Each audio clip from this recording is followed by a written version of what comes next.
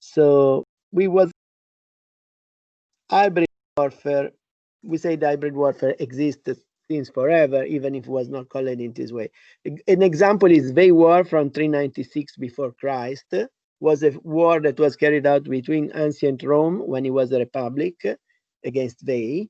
And in that case, what happened is mentioned in Livy, Ab Urbe Condita Libri.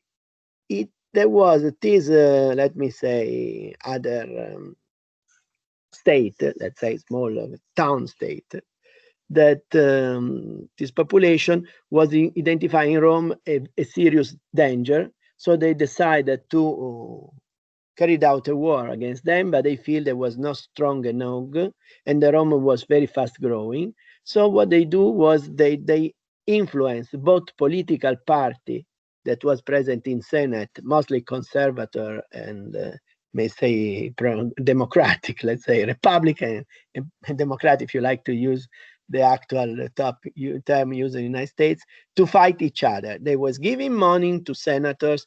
They was promoting some of their initiative. They was pushing both in this direction to create tension in the Roman Senate. In a way, that Rome was, let me say, affected by many political problem inside, don't have time to develop his army that was not so strong, and to be ready to attack them soon, as soon as they was ready to destroy. No? So it was, let me say, some kind of corruption, some time of political influence, even done in quite sophisticated way, obviously not with the technology of today.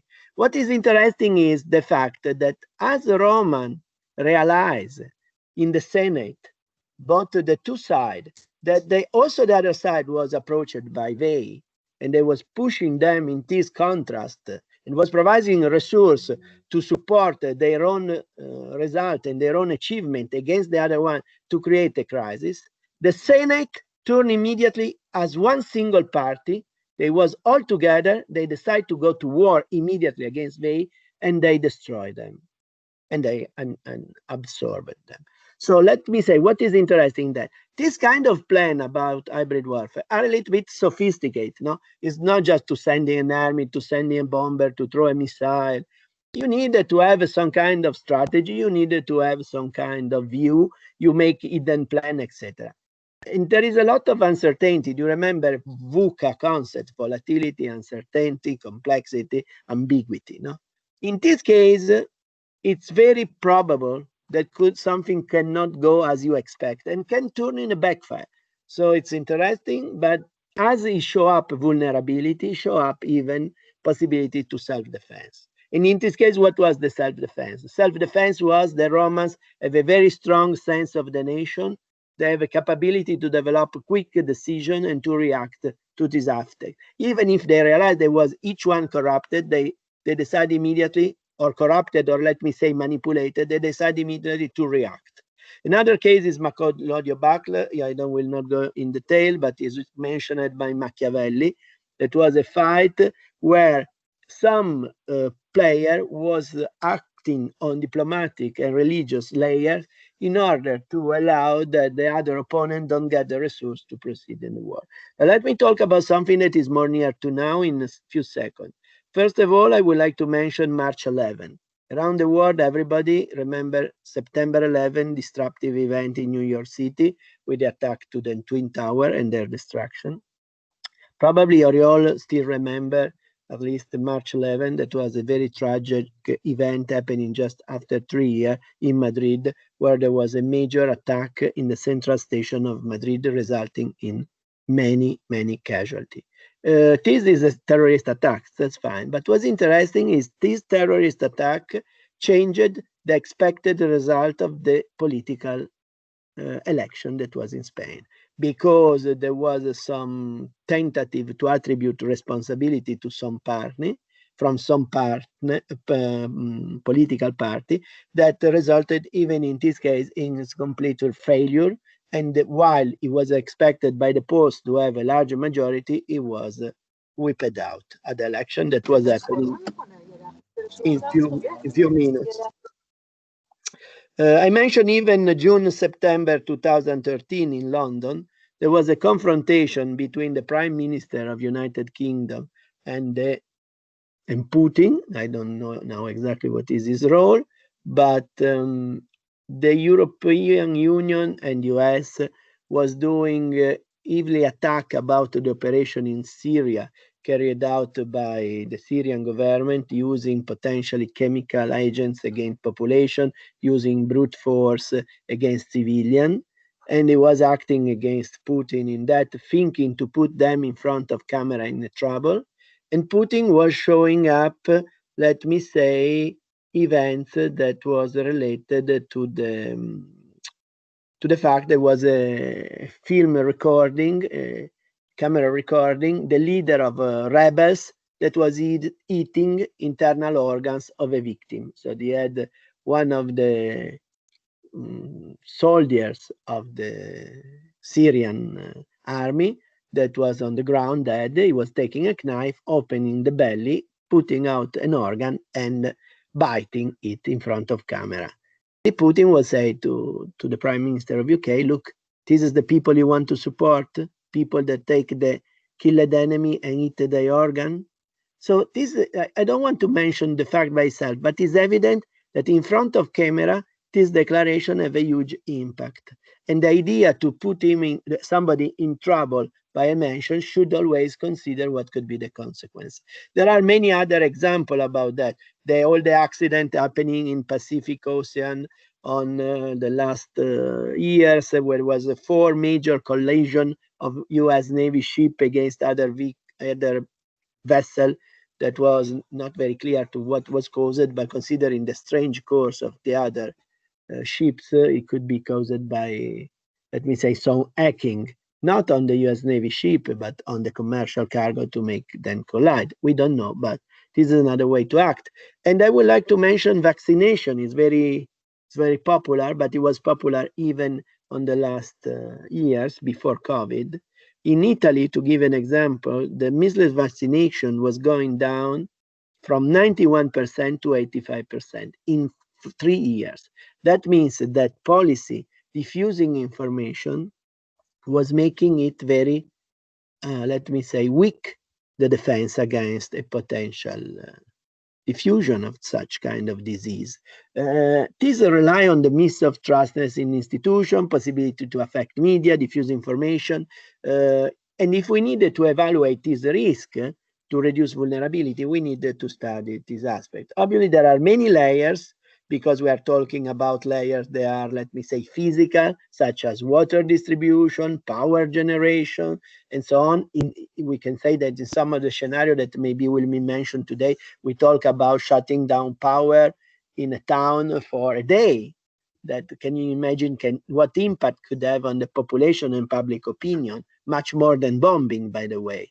Because if I shut down the power grid by a cyber attack and I leave up use without energy, probably I do less casualties, I kill less people, but each one will be affected in each house. And even if you have a generator, probably you wouldn't have the fuel to go for so long.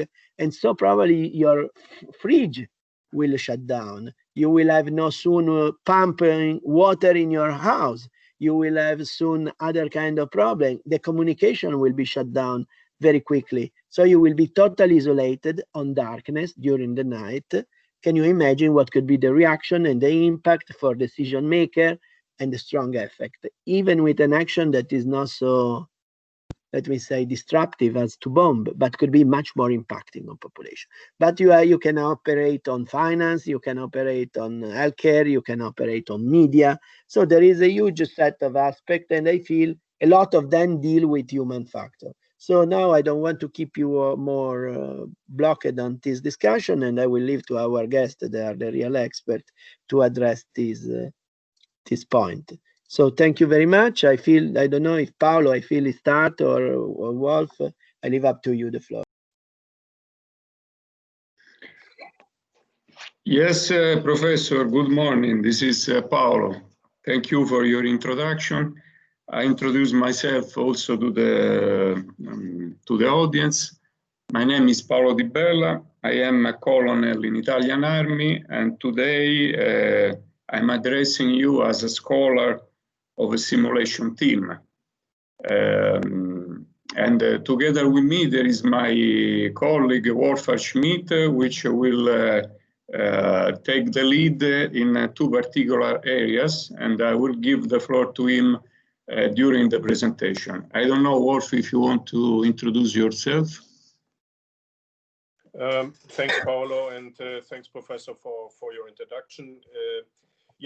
In short, nothing more to add. I'm trying to give you the view from a user and from an operator concerning these topics related with hybrid warfare, and looking forward to this webinar. Thanks, Paolo.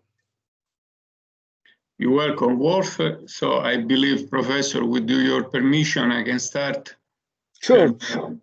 My presentation, my screen.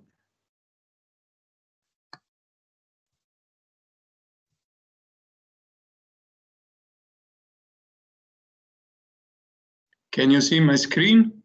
Not yet, but probably soon. No.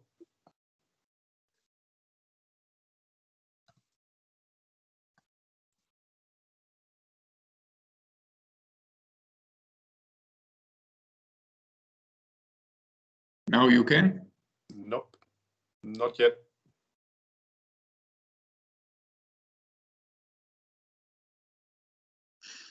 Now it's working.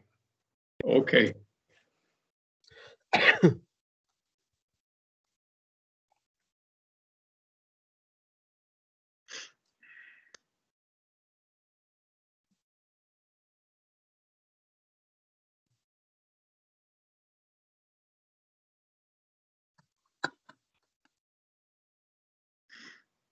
Okay, so welcome again.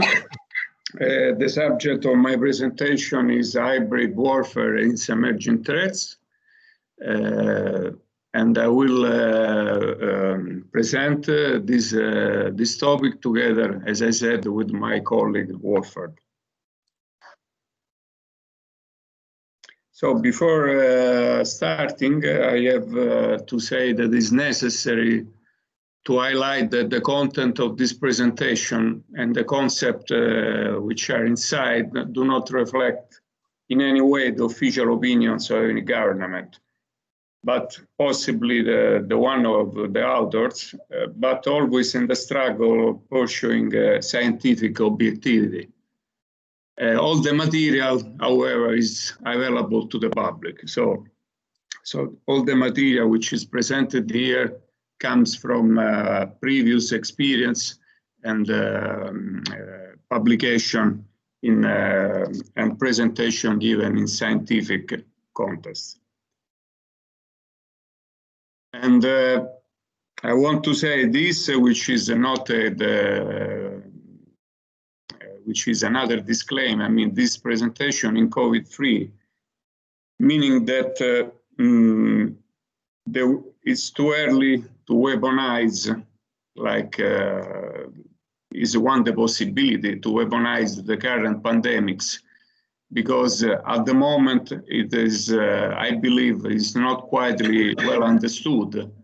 And so it is outside, according to my personal opinion, to the current frame of what is understood as an hybrid threat.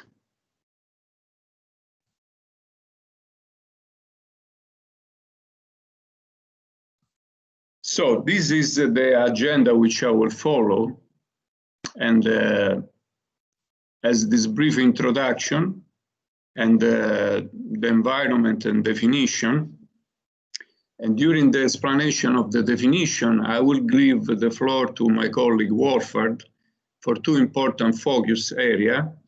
One is cyber attacks as part of the hybrid warfare, and the second is modeling and simulation of the components of hybrid warfare from a military perspective. Then I will,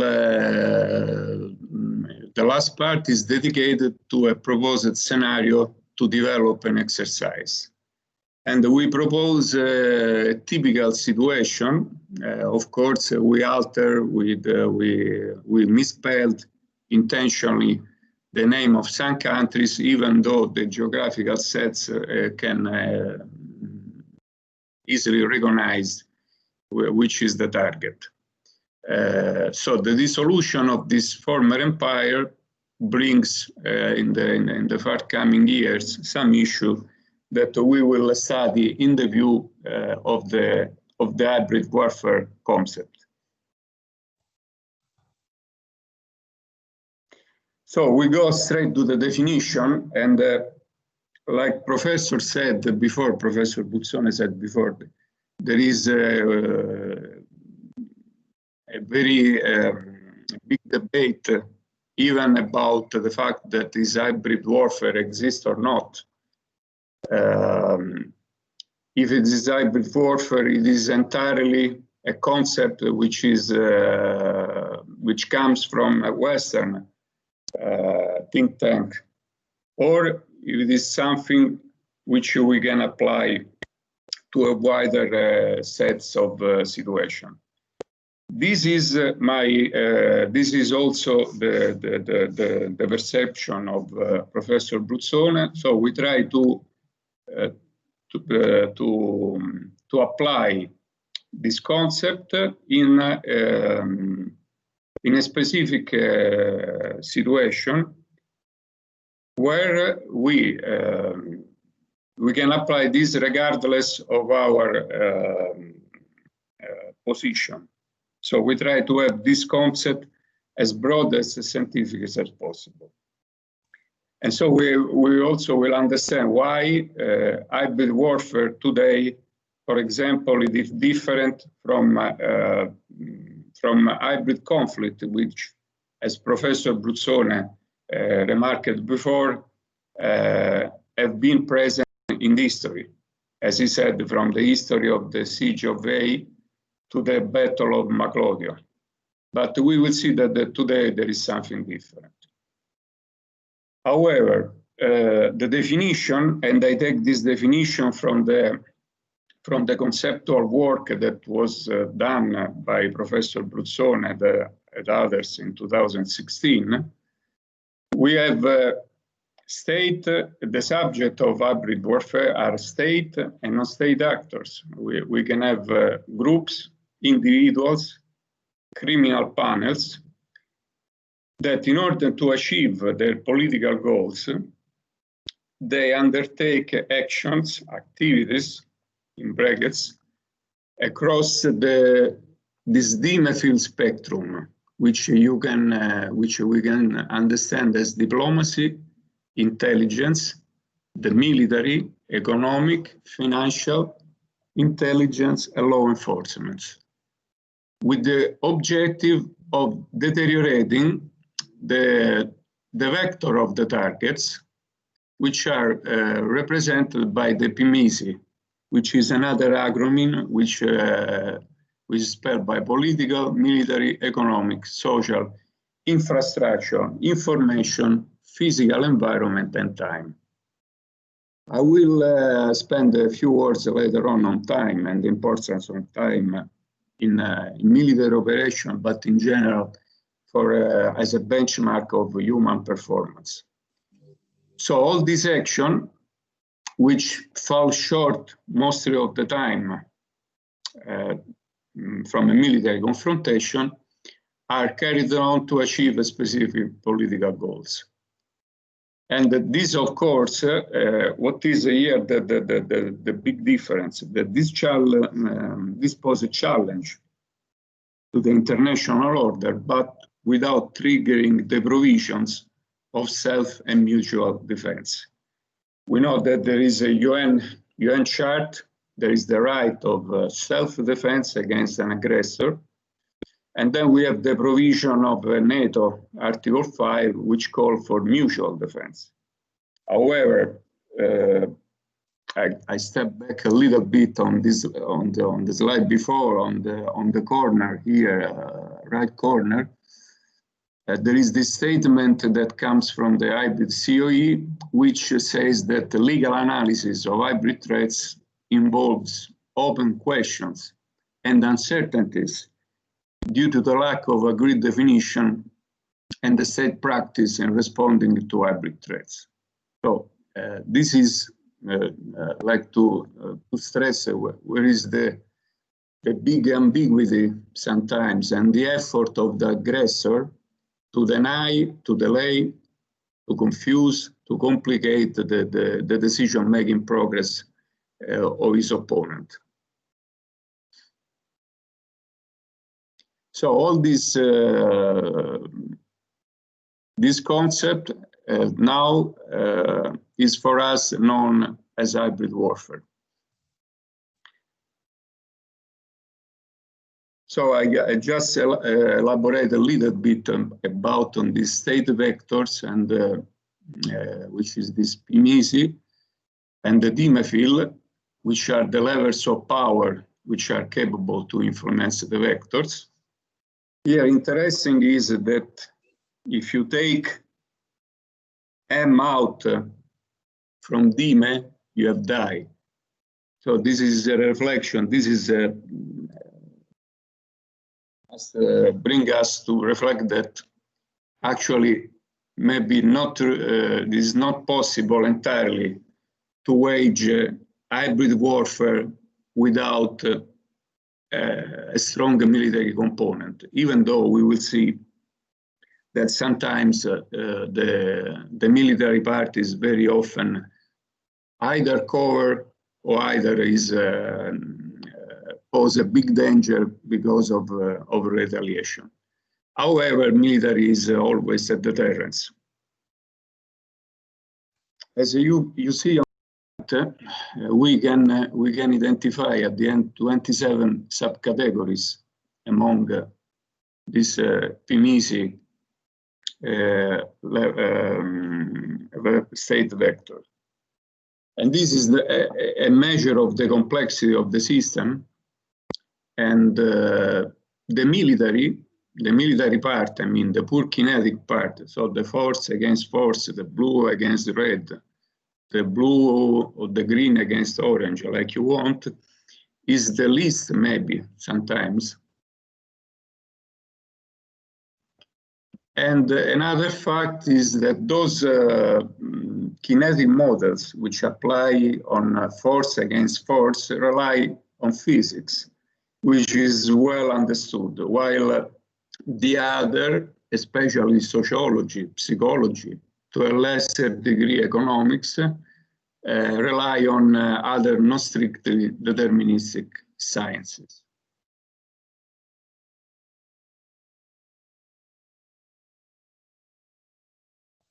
So now I make a bridge between hybrid warfare and strategic engineering. Why we discuss in the context of strategic engineering or hybrid warfare?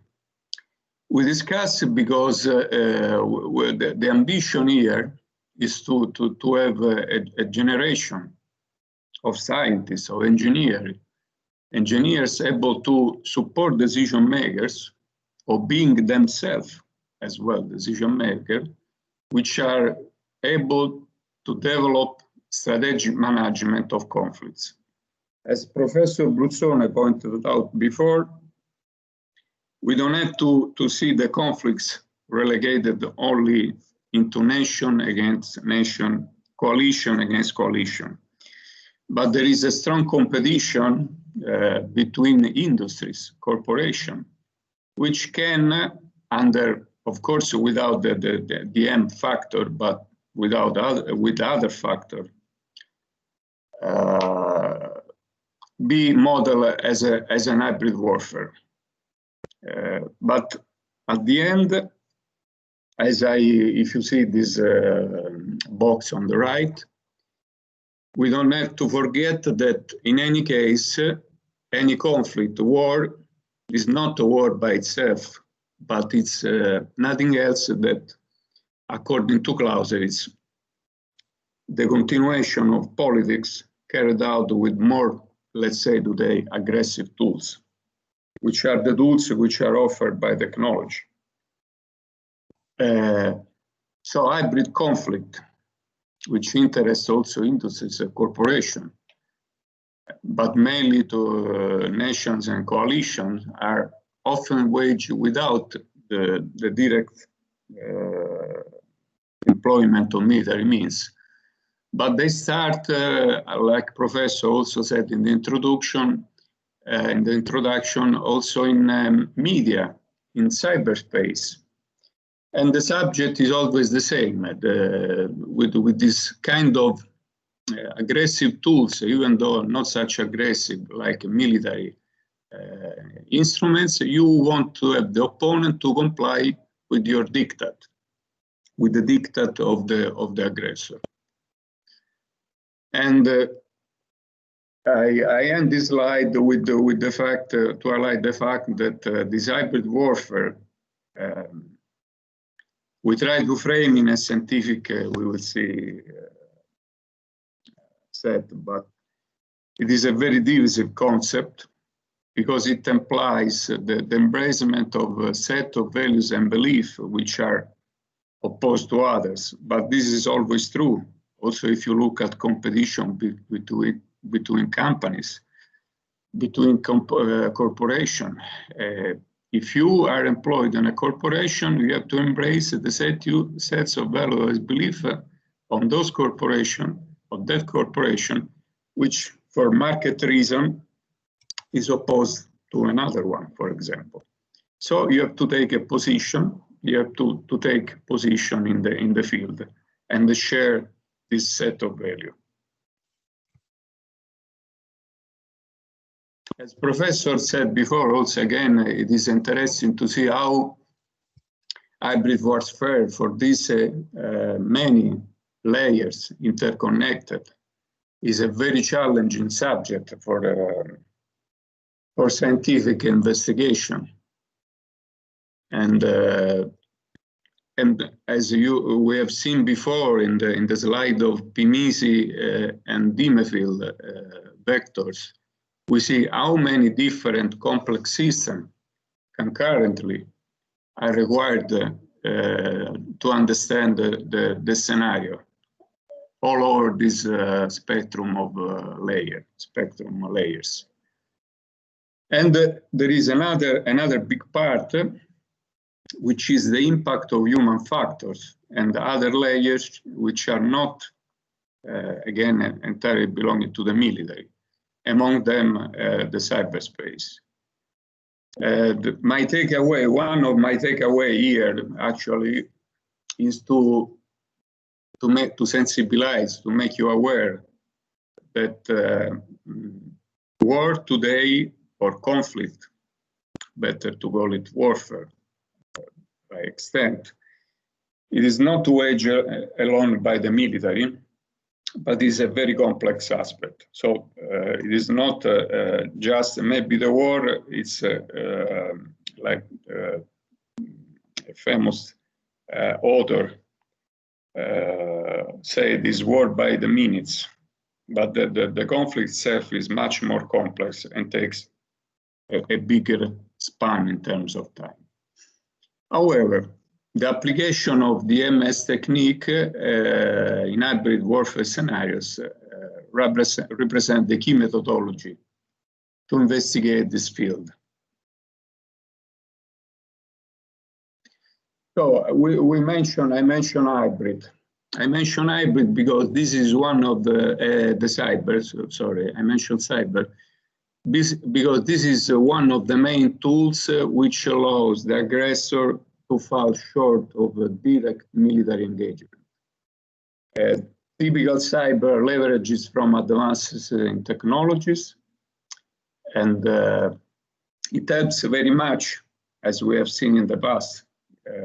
It's very successful at creating distrust, disseminate anger, and focus hate against a target. This target can be a person, can be a social group, can be something which is a target worth to be hit by the aggressor.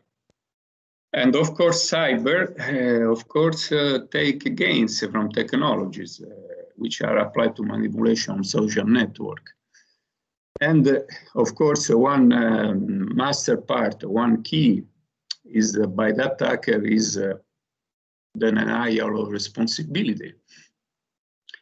because denial responsibility helps very much at disabling the defendant in his decision-making process.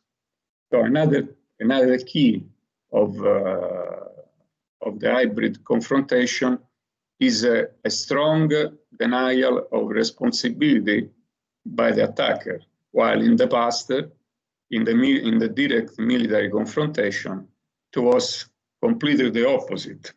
When you hit hard, you want that the enemy knows this very much. This is the example of the past conflicts, like the biggest two war conflicts that unfortunately we had in the last century. So again, hybrid is not the new war. And with respect to cyber, we understand very much that what is new is brought by globalization, which is paired with the transition to the information age and coupled with the geopolitical issue. As we will see later on, it is possible to simulate in the cyber environment population dynamics, which are driven by intelligent agent, and simulate among many the impact on fake news and other media attack. At this point, I leave the floor to my colleague Wolfhard, which he will elaborate more in depth about cyber attacks as part of the hybrid warfare. And Wolf, the floor is yours. Yeah, thank you, Paolo. Next slide, please. Yeah, so next, please.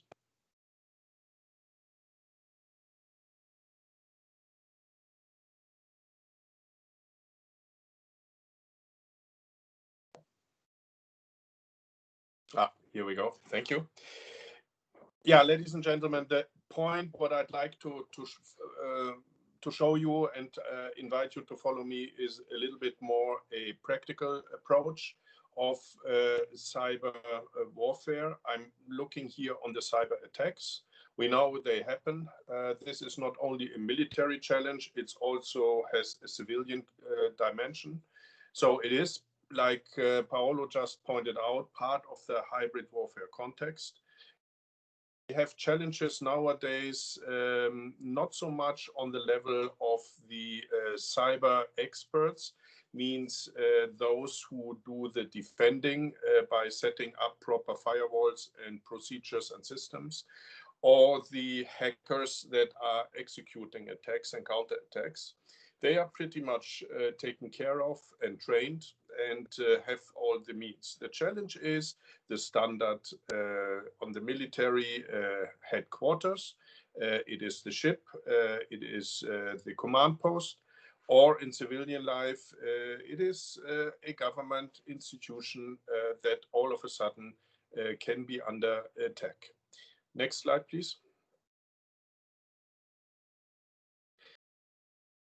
Characteristics are, other than what we sometimes see from the movies, is that the intruder wants as long as possible stay inside your system without being detected.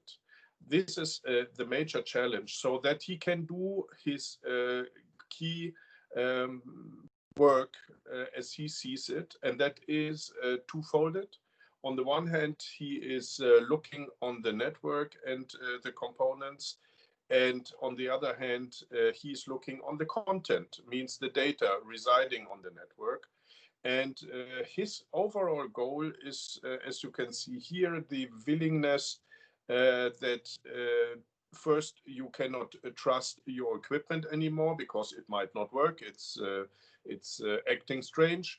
Or what's even worse, that you cannot trust data anymore. And we rely on data. Fake news, as mentioned by Paolo, is one part. But when you open up in your serious working environment, you rely that the email is authentic, that you see, that the data that are coming in the military environment from sensors and reports from satellites from unmanned aerial vehicles, UAVs, from drones, that these are correct. And you can easily imagine if you get question marks whether this is correct, then he reaches goal, as our willingness and resilience is going down. Next slide, please. Excuse me, Colonel. Yes, please. Have you had a situation that you have an attack from inside your system, not from outsider, like inside somebody hacked the system from inside? No, me personally, not in my experience, but it is, of course, also a challenge. And I can tell you that, for example, within the NATO Communication Information Agency, NCIA, that is protecting the data centers of NATO. So we have a couple of central storage for the data. They have multi-layers of scanning and of let's say, not give access alone to one person and have control mechanism in place. Will it help you to prevent such an insider attack? For sure not. So basically, every time that someone is inside the system, somebody else is monitoring him, right? Yes, his work, and also there are control mechanisms that you can check whether what he is doing is correct. So it is recorded to a certain extent. So it depends on which function you are in the system. So you can be on an operator level and upload wrong data or corrupt data. You can be on the IT support personnel level, where you are monitoring firewalls which you can open and implement local agents which are very hard to detect. Or you are even one step higher, that you are on the network level, where you can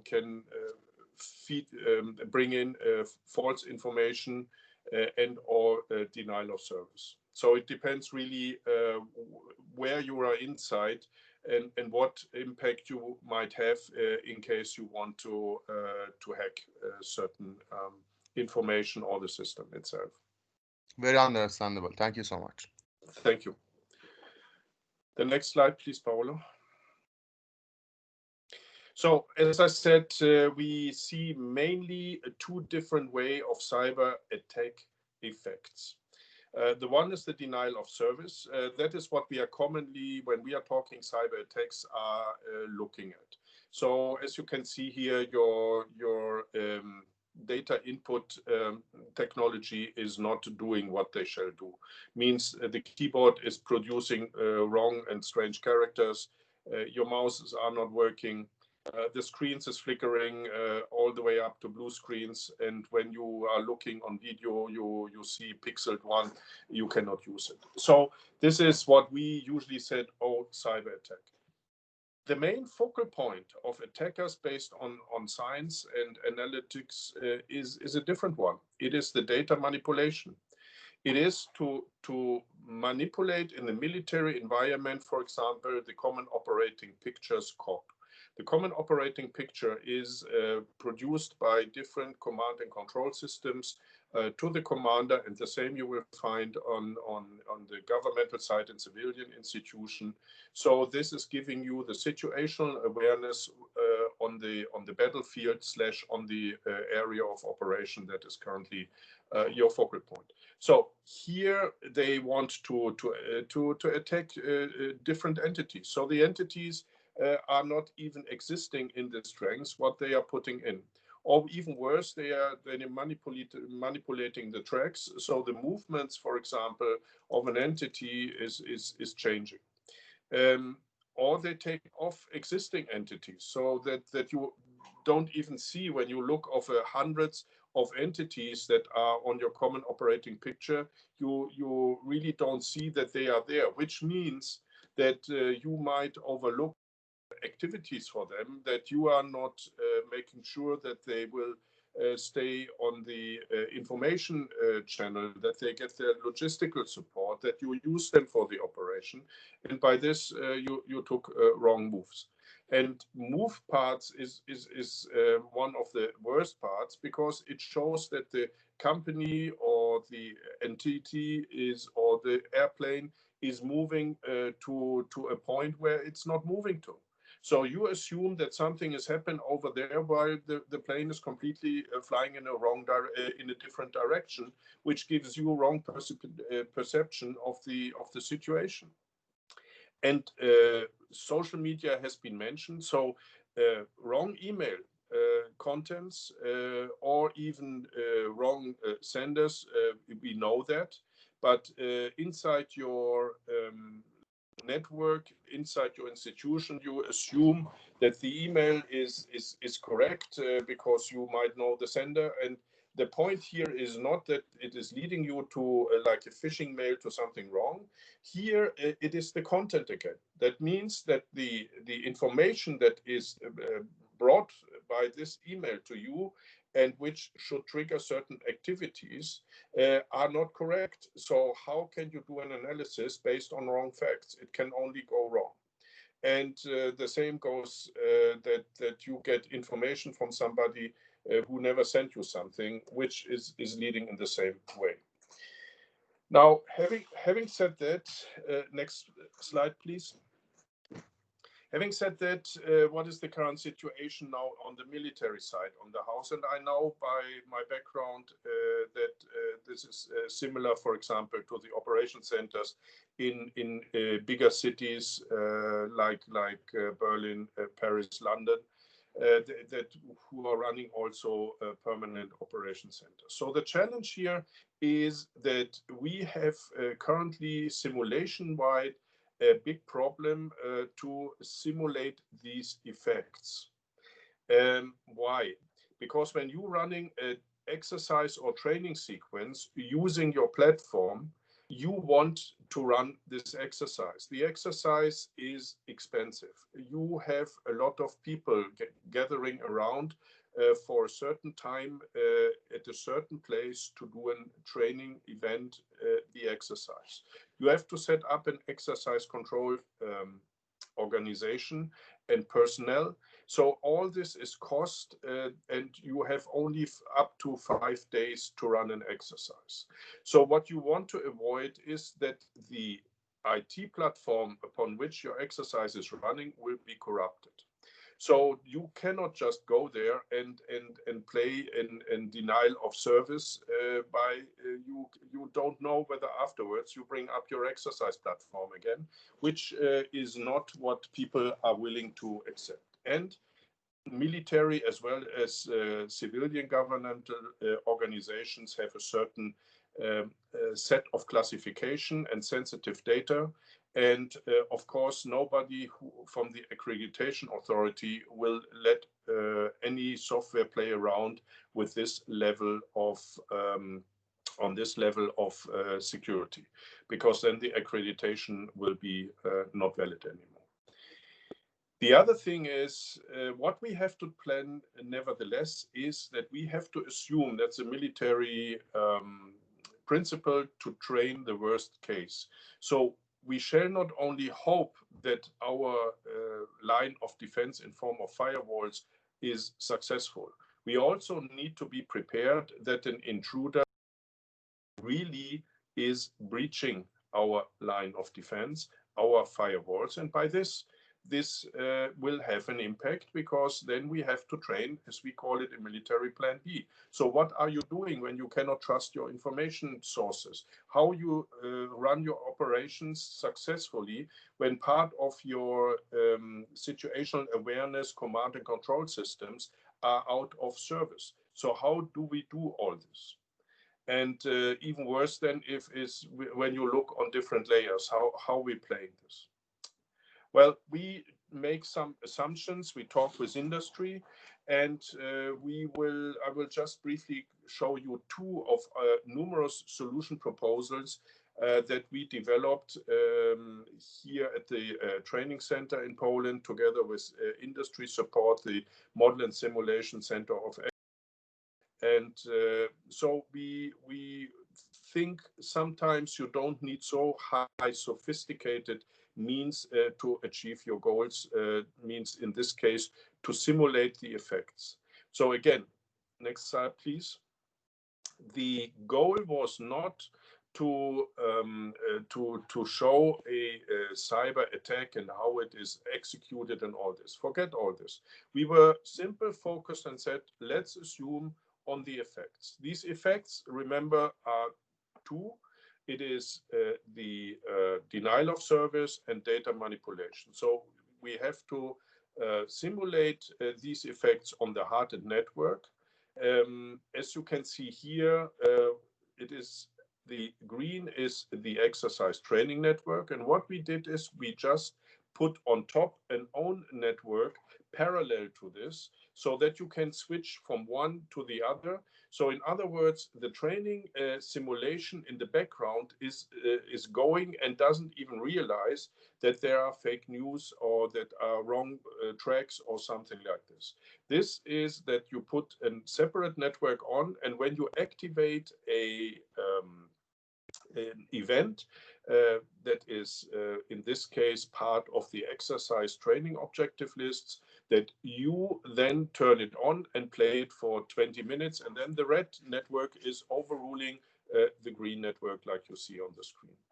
The only artificiality what we had to put in and what you have to do when you simulate something is that usually a lot of time, if at all, that somebody realizes that he is under attack and that the line of defense has been breached. That can be weeks.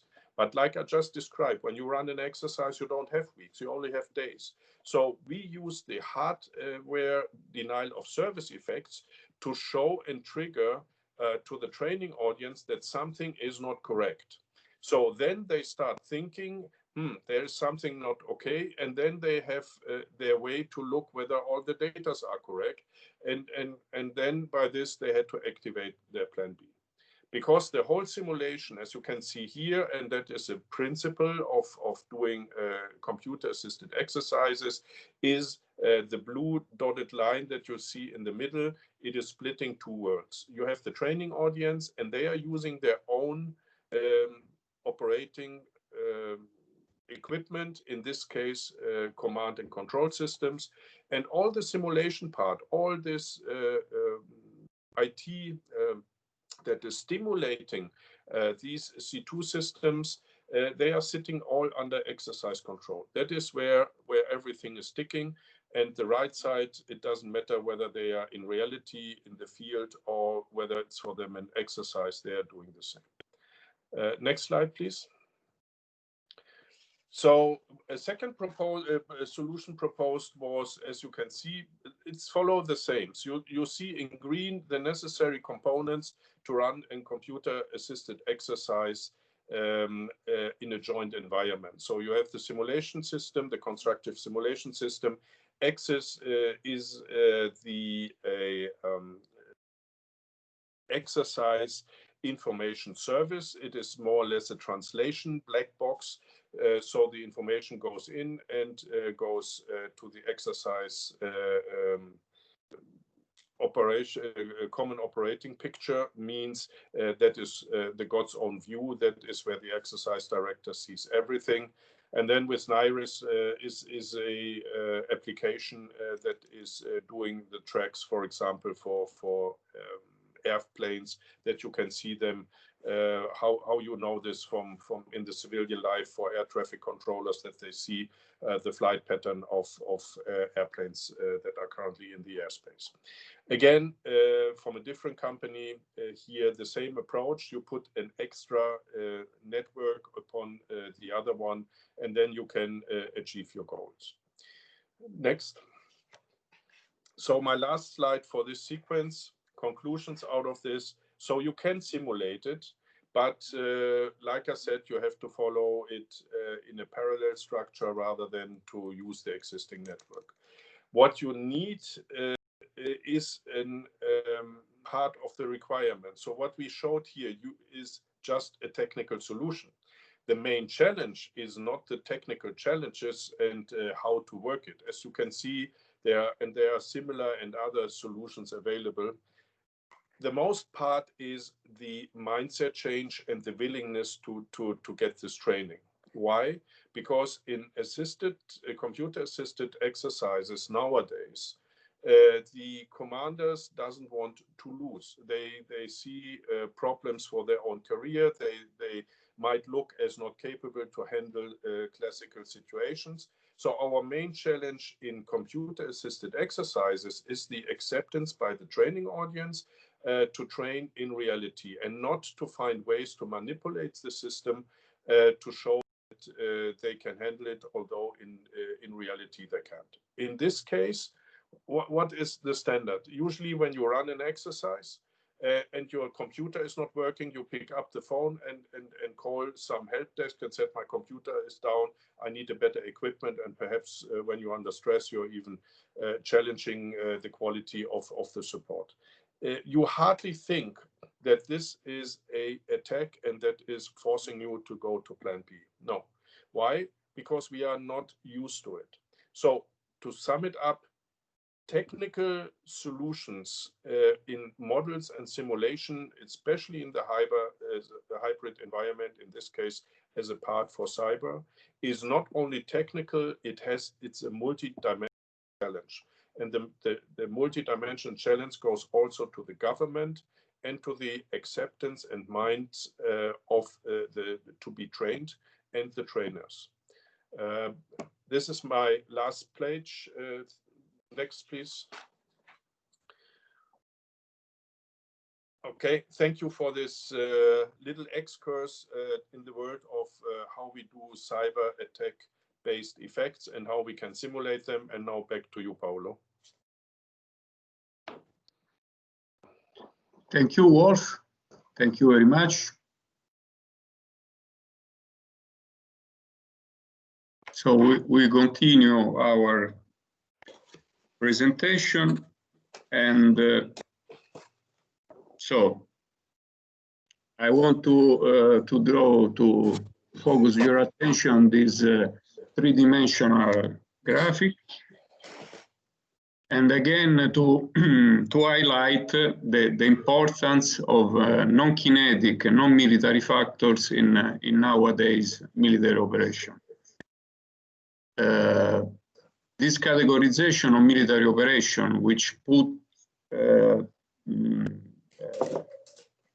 this three-dimensional graph, which is shaped by the military, by operation and the variables, again show us that, for example, if we go at the top of this box, we have kind of the maximum of kinetic coupled with the maximum of models important from physics, coupled again with the total conventional warfare.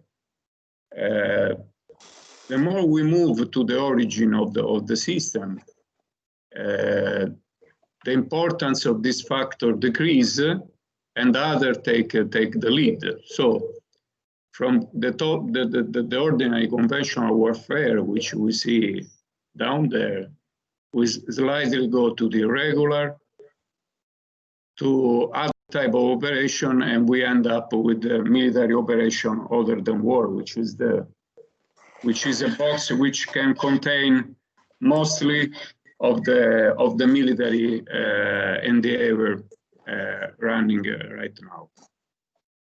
Then also for the military part, we move from the theory of physics, so from for example the description of the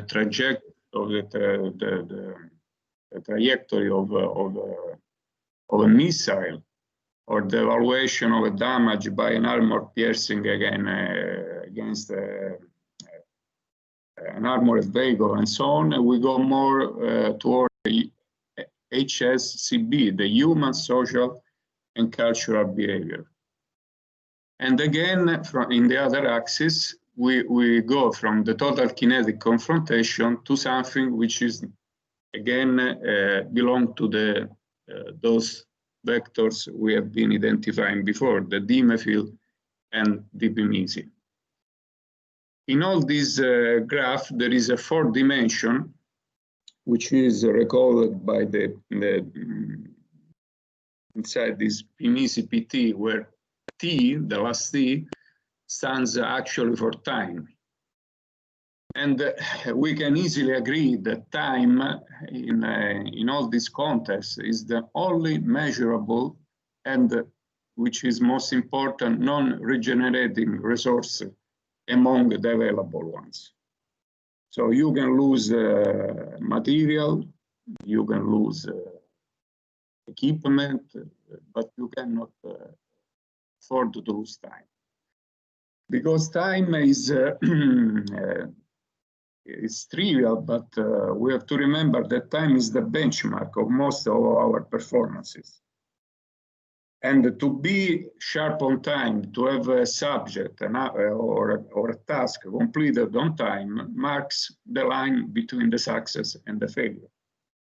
It is trivial, but we have to remark it because this was part of my elaboration on my PhD thesis, that time is one of the most neglected factors when we talk also about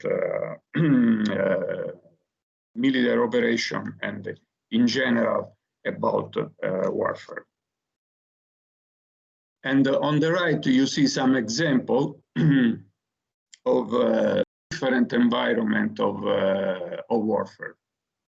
Well, the most to the most scary scenario, which was unfortunately the one which we were raised back in the 70s and the 80s with, was the global nuclear warfare, the total annihilation of both parts. Then we go to other dreadful scenarios like the Dresden bombing. And going more close to our days, we see the Vietnam War, where hybridization was in place with a narrative totally negative from that affected heavily the US and the South Vietnamese. And then we go now to the most known facts of the last 10 years. The confrontation in Syria, the Afghan conflicts, which I will discuss a little bit later on. We have the terrorism, which by most the attack carried on against Charlie Hebdo press. Then just to recall the importance of cyber, in 2007. We witnessed the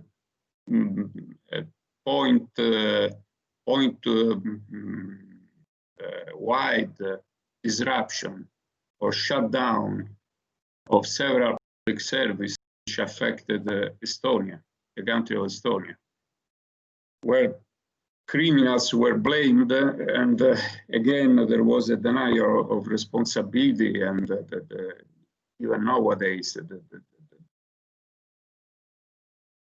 the perpetrators are unknown. But that was a good case, unfortunately, a good, from a scientific point of view, of how cyber can bring disruption without firing a single shot into several public services and affect the life. Even though the most simple fact that you cannot go to your ATM and purchase cash, which you need to buy food, which you need to pay your bills and whatsoever. So that was the scenario which affected, led by criminals, led by unknowns. We don't know. History will give an answer maybe to this.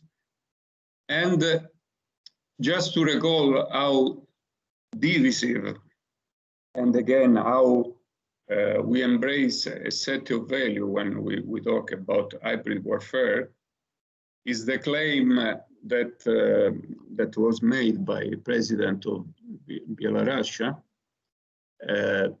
that warns the West in general, foreign governments, against hybrid interference. He said in one conference press that his country was targeted by hybrid warfare.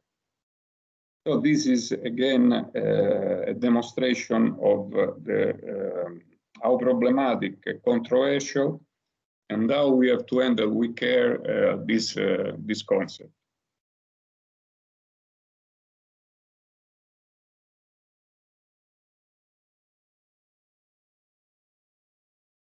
So I was mentioning the importance of time.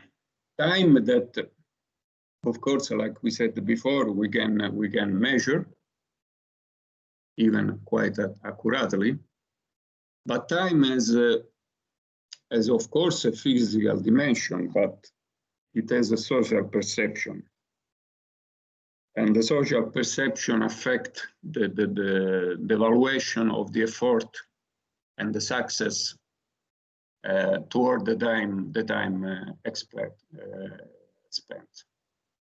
So we see in the past we witnessed classic military operation, especially in the Second World War, with the rapid success, like the example the campaign in Poland at the very start of World War II, where the country was conquered in almost 20 days. So that was, of course, a kind of pre-planning and exercising that happened before peacetime that allowed so quickly and straight success. So this doesn't change very much with regard to military operation nowadays. We can say that during peacetime, the military forces do their planning for defense and exercising for defense. All the nations are bounded by the provision of the UN Chart, so they can act only in self-defense. But even though, I mean, the main is the same. So the political level identify a crisis, then a crisis action planning group is called, which is not made only by military, but there is the large participation of the political elite of the country. And then there is the deployment of the task force, which can be joint made by Navy, by Army of the Air Force, or can be single service. And then there is the engagement. All of this, where for example, the line flows linear during peacetime exercise and planning, because we have our schedule and we know where is the time to plan, where is the time to exercise. This the eruption of crisis forces us to accelerate, to arrive to the engagement and to the solution of the crisis very fast. So we can say that acceleration is the clock of the crisis development. So our goal is to, it is not easy, of course, to accelerate a big mass to have the desired velocity, as we know from the physics. So you have to understand that the military apparatus, even though it's not such big as it was before, like in the conflict we have seen in the 20th century, it is actually is very complex tool that requires a certain amount of time to be deployed, which can be hours, which can be days. But again, acceleration. We have to think in terms of acceleration.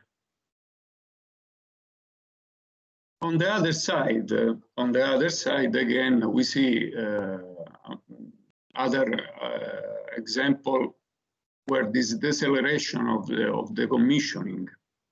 So we enter in a crisis with a very fast clock, and we want to achieve the desired end state, which means the desired condition, political condition, not only military, mostly are political condition for the disengagement. But we see that for many concurrent factors, we cannot achieve such a disengagement, such a decommissioning. So we see that, again, which now flows according to a decelerating process, but this brings to us quite a nullification. We cannot identify. We have to look back to history, for example, and to identify where we as a coalition, as a country, we enter into this conflict with the best intention to finish it and to achieve the desired end state, peace and prosperity. But we see that for many reasons this has not been achieved. And I showed a short example of two conflicts which still, for different aspects, have not been closed and still continue to drag on with the negative fact that actually they shape, and it is indeed true, they shape the country development. So there are societies, unfortunately, that have been shaped to a lesser degree, to a bigger degree. We can speculate about this, but this is not the subject of nowadays presentation. Have been shaped by conflict, and we see, for example, on top of that, the two conflicts which confronted which was interested the country of Israel and his neighboring country. We have the famous 6 Days War, which was, from a military standpoint, a big success, and also as well the Yom Kippur War, a little bit more longer, but again a great military achievement. But post-conflict stabilization on there is still ongoing. And I would say that not only is ongoing, but the post-conflict is exacerbated, and we cannot see a clear end. I don't want to speculate about the political steps which are have been taken by both sides or by other side. The fact here that unfortunately we have societies, we are still embedded into a conflict without a clear perspective of a full peace, of a return to normal life condition. Afghanistan is more close to us, and I mean, we have figure here, and we cannot deny that this country has been going, unfortunately, through almost 40 years of conflict. It was not a conflict with the intensity of world confrontation, World War II or World War I, or Korea or Vietnam, but it was a tragedy for this country. We say that we can identify 10 years Soviet Union presence, which has followed by 12 years of Taliban rule, which was followed by 18 years of presence by US and NATO. And again here, we see that there is an up and down of this conflict, but this conflict actually it indeed shaped the country development. And it's a typical example where this deceleration, I mean, the military apparatus is not as big like it was at the beginning, almost 18 years ago, but still there is a military presence which is characterized by a post-engagement where we have a mix of a low-intensity conflict. So conflict is not so intensive, but this doesn't mean that the conflict is of a low importance. The conflict is very important. We have peace talking. We have a big activity of diplomacy toward peace building. Then there is a the pillar of the country institution and the economic development and free elections. Among many difficulties, this country have been going on through several elections. And this is supported, of course, by an international security force and economically by a foreign aid. Unfortunately, there is an up and down of the military counterinsurgency operation, as well as an up and down of the diplomacy, where we receive news where the reconciliation followed by acts that do not reconcile at all. But the fact here that we have to drag the line, yes, and to say that the conflicts drags on without not an end in view, without not an end state in sight.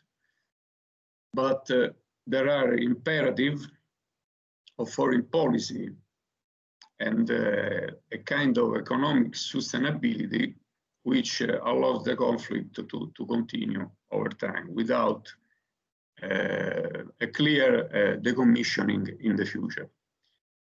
Of course, with the different impact, the conflict shapes also not only the country affected, but also the coalition of the willing or the international security force, which deploy troops, which deploy aids, and to a lesser degree, this happened as well in this case.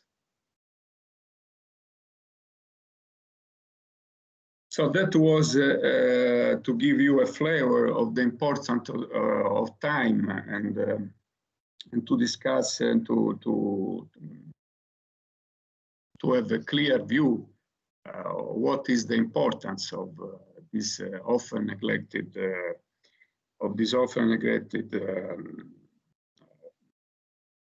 measure. And of course, time, when we talk to tactic, to firefight, is question of second and is question of minute. When we move to more strategic concept, time becomes months, becomes year, but at the end, again, a proper management of time makes the line, divide the line between a success and the failure.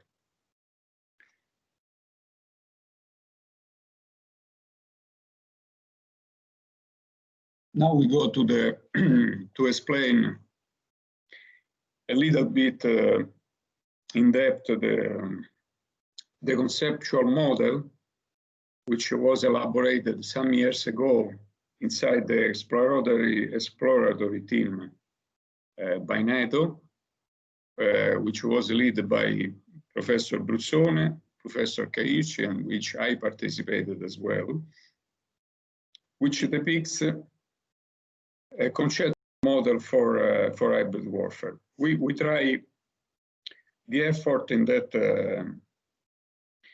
endeavor was to give a mathematical and engineering frame to this phenomena.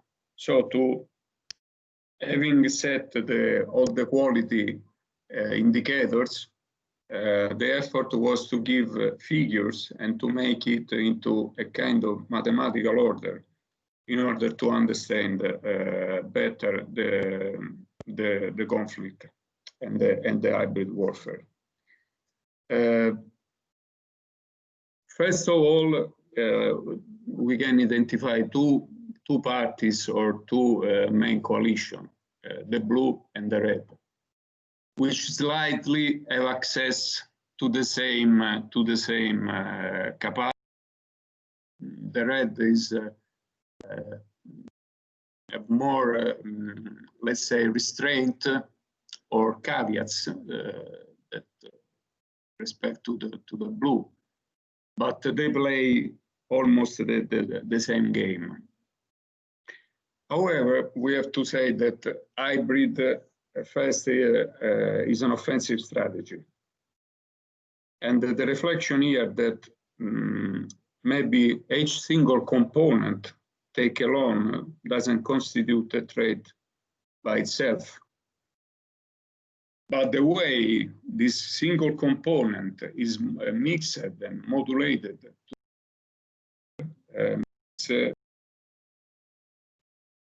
is very much true with regard to action carried over the media, for example.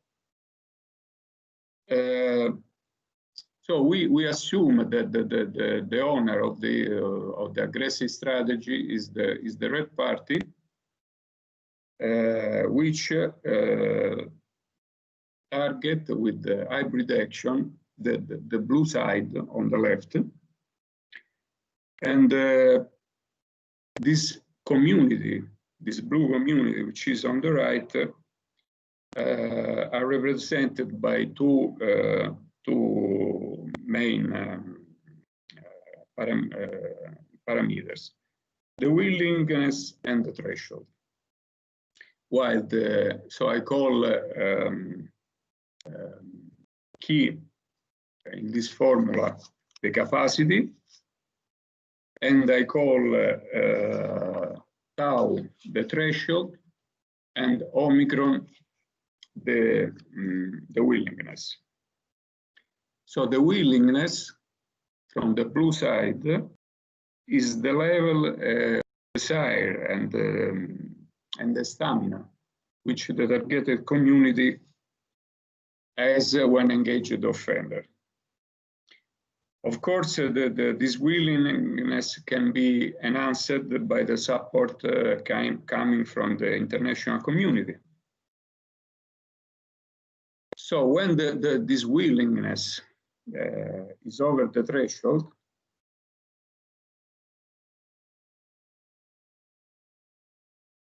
the targeted community approves tackling with the offender. So because there could be a level also, and we will see this later on, where the targeted community, for many reasons, because of action of the owner of the strategy or inherent issues, cannot tackle with the aggressor, and so the aggressor can lead his action toward the desired political object. So when this willingness overcome the threshold, we have a situation where the community, which is target of the offender, answer. This answer can also imply an armed conflict, but at this point we said that this model is not capable anymore to describe the dynamic of the conflict. We stop at the eve of this armed conflict, and then we have to rely to different models and to describe the conflict itself. Of course, at this point, when the game is open, the plain aggression is clear and made public. Of course, the offender have the choice to back off, because otherwise, we remember that when the aggression is declared, displaying, there are the provision of self and mutual defense, which every country signed within the provision of international organization like UN and NATO. So what is the goal of the offender here? The goal of the offender is to keep this threshold as high as possible, while managing the willingness and loss as possible. So in order for the hybrid strategy to fail, this key must fall below 0, must be a negative number. As far as this threshold is high and the willingness is low, of course, this equation tell us that key is more than 0, and so the strategy is successful for the aggressor, and sometimes in the future he will achieve his goal. Once the goal are achieved, again the model stops here and cannot tell us anymore about development, if there is a future development of the crisis. Of course, all the components of the DIME field, also, so the diplomatic, the information, the military, the economic, the law enforcement, and the intelligence, are used to achieve that. Of course, the interest from the other side is to stabilize the community or the nation which is under hybrid attack, and most important is to gain the international and legitimate support in order to counter these hybrid threats. So a comprehensive approach, which we have depicted before, so all this concurrent action across the DIME field spectrum, and the STRATCOM, strategic communication, are the main tools for the defendant. And of course, strategic communication is both an asset for defense and offense, as we can see on top of the hexagon on left and right.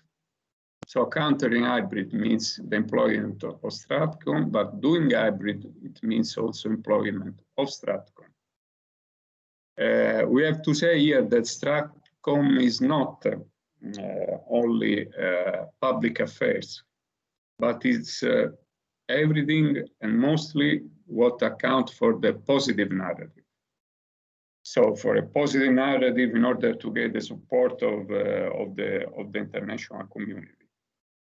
This includes messages, action, and of course, social computing, social media are very critical to disseminate the STRATCOM narrative.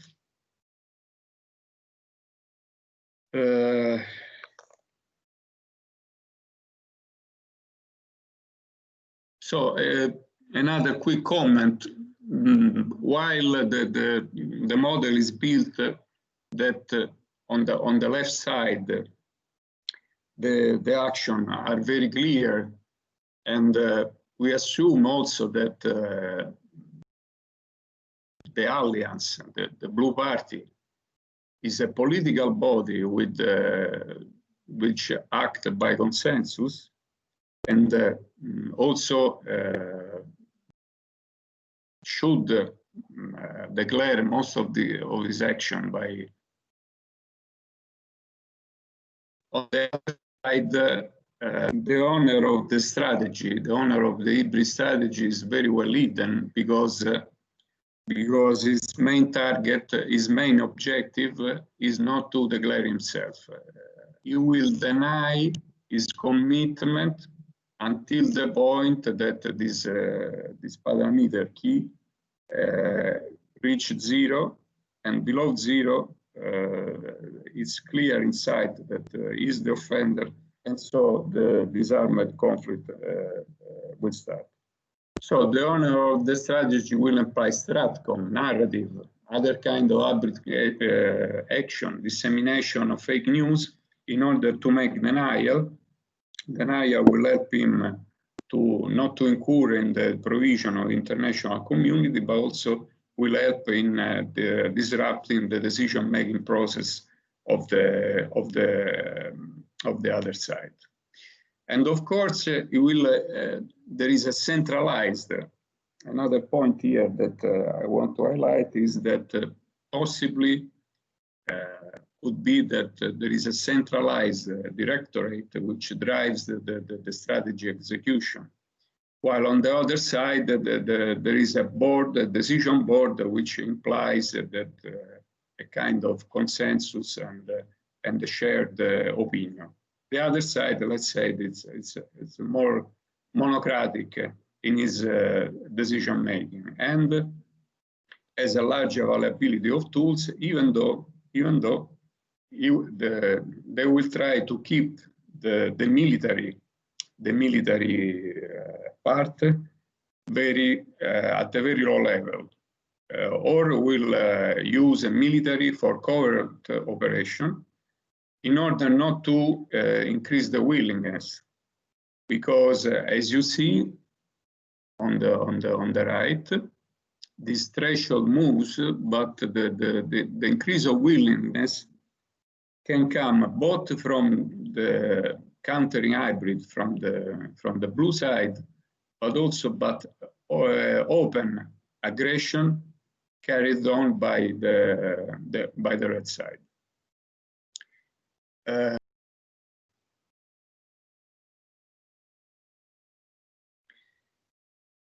So a little more of an explanation about capacity and willingness. Capacity key of the opponent to continue with hybrid strategy depends on the threshold tau and the willingness omega. Those omicron key and tau are real numbers, and with a special mention of key. The objective of the owner of the hybrid strategy is to have this key more than 0, because in this case the targeted nation is destabilized, which creates the environment necessary to reach the geopolitical or strategic or political objective decided by the offenders. The success which allows this number key to fall or to reach 0 or to fall below 0 depends as well from the defender, from the normalization situation, STRATEGOS and power in multiple domains. Again, this dimethyl spectrum.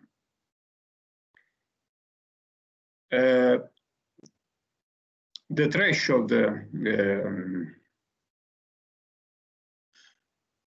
the threshold is sounds a little bit complicated, but in fact it depends on 4 parameters. There is a normalization parameter of the level of instability, because of course we may expect that after a long struggle, the defendant is getting used to the situation. There is the power of the defendant in all the domains, the dime, più legal, and law enforcement and intelligence. And each of these parameters have his own weight in this sum of this dimethyl vector.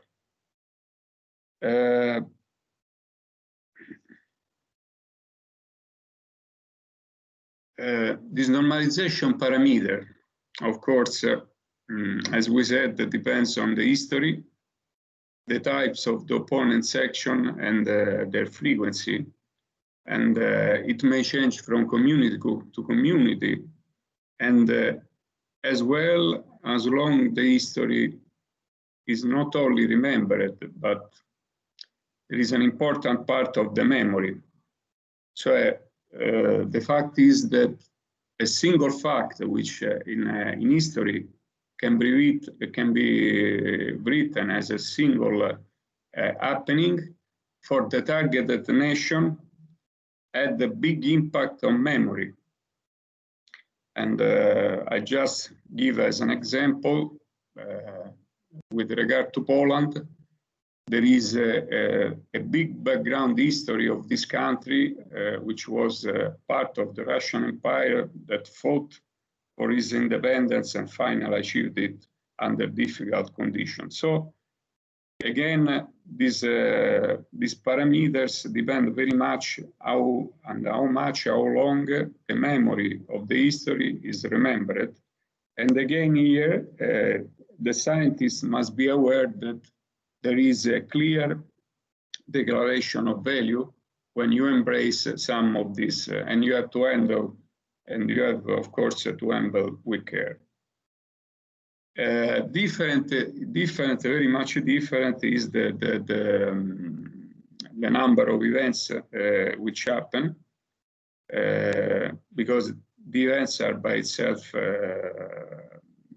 very objective. So they do not pose any particular challenge. The frequency of this event, of course, of the hybrid events, is controlled by the owner of the strategy. Of course, this memory parameter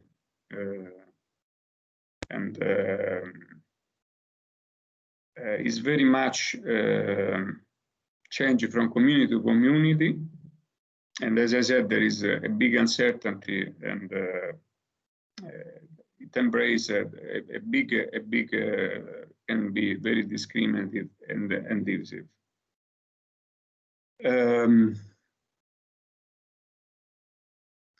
Talking about the willingness. I draw your attention, for example, about how important is the parameter which stands at the denominator. Of course, we want the desire of the owner of the hybrid strategy is to have the willingness of the targeting country very much low. On the other side, once the aggression is open, the targeted country want to build its willingness. However, there are factors that pose a limitation to the build-up of this willingness. While you can bring much power at the numerator, at the denominator there are parameters which deals with cultural division and how much most of the time such division does not bring tolerance but bring discrimination. So typically the owner of the hybrid strategy will work covert, building division and discrimination in order to reduce very much the impact of the numerator when the willingness is building, is ongoing. And again, there is a big importance of Stratcom.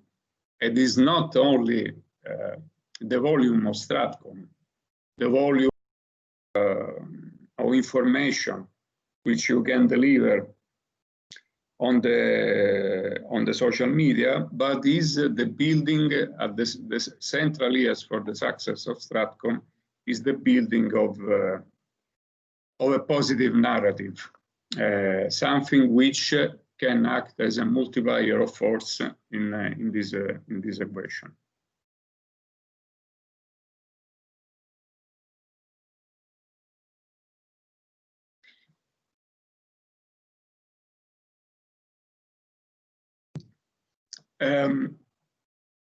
As we have seen, this model of warfare, this conceptual model of warfare, implies that there is for the attacker the necessity to fall short of a direct military conflict. But direct military conflict can happen, and so it is necessary to understand how there is a blurring line, fading line that moves left to right between the hybrid and conventional warfare. And I believe the value of this model is the capability of to catch this blurry line and to model effectively the hybrid environment. And as we said, there is a big part of hybrid warfare that encompass the necessity to brought in a military simulation, but coupled with the human, social, and cultural behavior modeling and simulation. So in order to frame effectively, to put in life this model inside the simulation, we need to couple the military traditional simulation together with others that take in account the human, social, and cultural behavior models. And on this regard, I give again the floor to my colleague Wolford, which will explain a modeling simulation of the components of hybrid warfare from a military perspective. Wolford, the floor is again yours. Thank you very much, Paolo.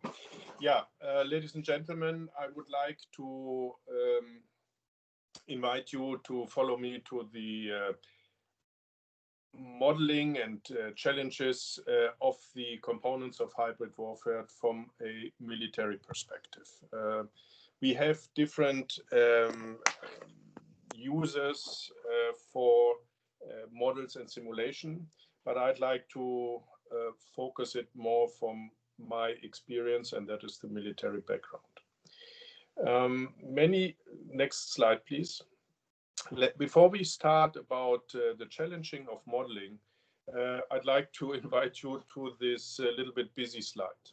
So the main characteristics, as we learned today, you can see on the left side again, is that you have a variety of different and parallel happening activities that goes all across the different ways from civilian and military and political, economical, and human factors. The challenge is to bring down the decision-making process. And as we learned just by Paolo, by this to decrease the threshold and decrease the resilience or willingness of the attacked party. For NATO, the hybrid strategies is basically nothing new. What is new instead is, as you can see, is that this wide range of instruments from the different parts, political, civilian, and military, are now combined and coherently applied to it, which is, of course, a new dimension.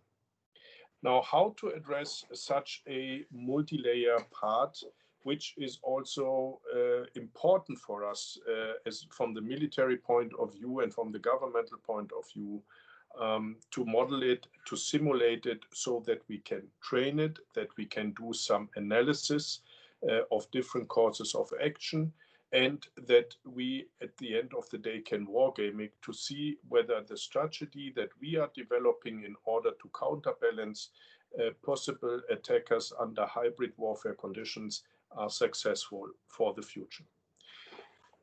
Well, one of the parts that is applicable for this is that a lot of models allow for human and social dynamics, and that is what you can find over all layers modeled.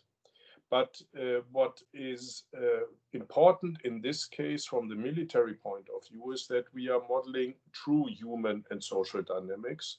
And by this, in early times, already at the around 2000 years break between the last century and our century now, military scientific institutions and institutes were looking more that they use the so-called multi-agent simulation techniques.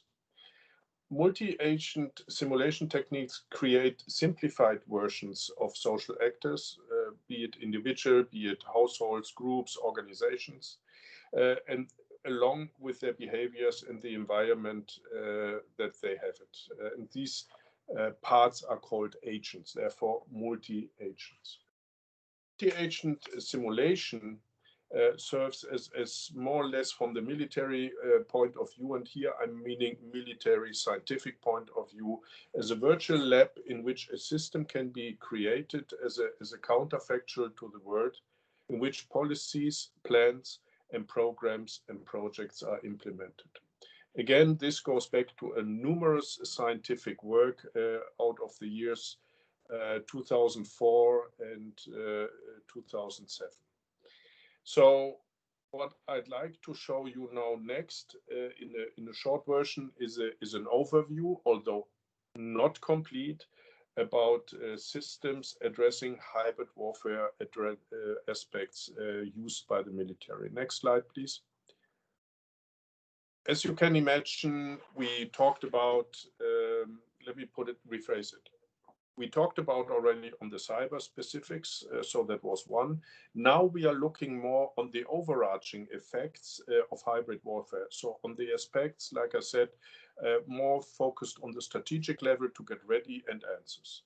So here the US were very pushy in order of their global activities to find answers. And as mentioned by Paolo, at the latest from 9/11 and the following on activities, they filled a big gap and tried by scientific means to find answers to this. So the US Air Force Office of Scientific Research, together with the Defense Advanced Research Project Agency, DABRA, of the US military, they developed the so-called regional threat evaluator. With this, they evaluate answers, as you can see, to questions is about the failure of a state and what is the likelihood with different parameters. So when you increase the level of terrorist in a country, how does this affect the likelihood of a state failure? And what is when natural disasters comes on top? Does this increase it, or does this has no impact on potential state failures on this? So here are a special link between the terrorism, like Paolo mentioned, as it could be seen in the part of Afghanistan, but also in the Middle East, so in so-called weak states. And this model was used in order to predict certain behaviors by the US in order to do it, and is basically as an analytic part still in use. This basically has, of course, also a weak point. And the weak point is that it is not really clear which parts of this model are supported by evidence and data and which are not. And finally, the purpose of the agents in the model is not entirely clear. So you have to do certain assumptions, which on the other hand can be, of course, argued. And therefore, this regional threat elevator is a good tool, at least to get it a structured approach to the hybrid warfare aspects, but it is not for sure the super solution that is taking care of everything. Now, the Afriland and Rebiland part is more a models that are focused on different levels of the analysis. So the main driver is Rebiland. It is a very comprehensive structure and processes possibility to model it and to show the socio-political behaviors in this way. So this was more focused not on a particular country, but it was more on the way to look on countries. At that time, also around 2008, 9-ish, there was a need for the US to look more on the East African part of that continent. And here, that's why they create out of Rebiland so-called Afriland. So this is a model of a particular region consisting of 10 neighboring policies, and also reflecting the existing socio-cultural and environmental dynamics in order to provide some feedbacks about certain military activities and explanations. Because at the end of the day, when you apply a certain strategy to a nation, you would like to hopefully see an improvement of and stabilization of this region rather than indirectly worsen other patterns. So in other words, when you try to fix one fire, you don't want to create 10 new fires. So the US command AFRICOM was the main user for this Afriland part. And so these models are still in use and using primary agents for the population, for the cities, and for the states, and especially also for cross-border conflicts here. Next slide, please. Now let's go more to a more, let's say, current version of this. I just was referring to legacy models about 10 years, 20 years old. Now, the other approach was that the military took, and again here the American were with the MISCO, with their Model and Simulation Coordinating Office in Washington at the spearhead. They were looking on this operation other than war, like Paolo just mentioned it.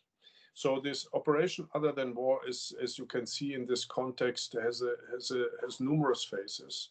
And the challenges to address this operation other than war, which are, I wouldn't say an equivalent of the hybrid warfare aspects, but covers a lot. And the operation other than war is not the aspects as such, but solutions and answers towards them. So in other words, how do I react on a certain challenge? And by not applying a standard kinetic warfare.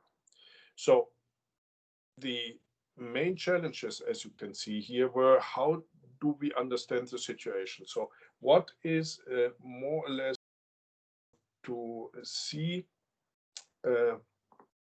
what is out there. So diplomatic situation, information situation, the military and economical situation. All these parts needs to be taken into consideration to do a proper analysis. The intervention, so what do I, by my activities, do? What are the changes? What are the effects here? And of course, by this, what are the good and the correct interventions, and what you should not take.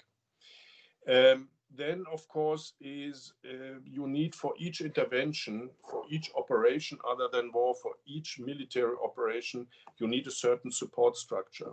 So that means you have a footprint in the new environment or in the neighboring countries of this, which also triggers immediately certain effects that needs to be evaluated in the overarching approach, whether an operation is successful or is limited or is not even successful. So question is, what effect have the support structures on the situation? And in someone actively working to the counter of the and then the next part is who are the players? So whom do we face and how do we address this? So are these groups triggered by ethnic parts? standards? Are these groups triggered by indoctrination? Are these groups triggered by disasters, man-made or natural? So with whom are we dealing, and how we can address this? And then we have to think how we bring in and avoid that they will turn against our activities. So when we come into a country like Afghanistan or Iraq, what is there that the civilian population is accepting this intervention as a positive thing and not as a new aggression? And of course, these are all the key triggers that the military operators and strategic planners takes into consideration. Now, therefore, what the nations were looking for is don't create something new. Like I said, there are already a lot of models and simulation approaches out there. So what they wanted to do is, like we learned also today from Paolo's presentation, hybrid warfare, there is no one size fits all. So it's a multi-layer and multi-phased challenge. So what you need is a toolbox rather than one tool. So that's why it is called Operation Other Than War Toolbox that was developed and put together. Next slide, please. And the main part of this, again, this is not a final overview. This is a overview that I picked now of the most used ones. And I'm starting with the legacy system. It is the US system. It was built as a constructive simulation system, JCATS, to exactly address joint conflicts on a certain level. So it is not so ideal for the strategic level. It is more going down on the operational level and joint tactical level, which means more on the activities in a village in a particular region. So what they used is the standard constructive simulation that is able not only to support training and exercises, but that the planners can use it to do data analysis. So what you do is you take a plan that you developed on a military challenge that you have, for example, that you bring in and want to know by how many planes do I have to get in to bring in the first troops of intervention, that you want to see what you have to take with you as a self-protection, that you want to see what else stuff you have to do to stabilize the economical situation up front by improving the environmental systems to provide power, to provide clean water, all these things. So you put you make a normal planning and then you put it into JCATS, and either by its interactive or in this case more by its batch capabilities, and its built-in algorithm, it runs about 30 runs of this plan. And then you get a pretty high realistic view whether your plan or the output of your plans, and then you have to, of course, to make an analysis and said, is this what I wanted? Is the outcome that the system is predicting indeed helping me to fulfill my needs, or shows it weak points of the plan? And then you can adjust the plan, and then you start this all over again. Downside of this approach, like I said, it's a legacy system. It's technology of the 1990s that is addressing now challenges of today, and by this it shows its limits. So the results are still okay, but you need a long time. You need these to run this 30 rounds. We are talking days rather than hours. And you need the system itself is pretty complicated to set up, and the data uploading needs a high specialist grade. So by this, you have a big downside. On the left-hand side, so you see an example of two more contemporary, more modern parts. One is Massa SWOT. It's also a constructive simulation system, but this constructive simulation system is very much artificial intelligence based. So it uses artificial intelligence based agents with their own doctrine, so that when you put a plan in there, you get not a batch runs in order to do the analytics, but you can more or less interactively do this, and it is then providing you a pretty robust answer. The downside of SWOT is when you deal with a joint environment. So if you have to take air components in this, if you have to take components like ballistic missiles, theater missiles, by maritime components, then the system is pretty fast at its limits, and therefore it is not also the one size fit all answer, but it is faster and it is more interactively than the old JCAT system. And then there is MEC via Forces.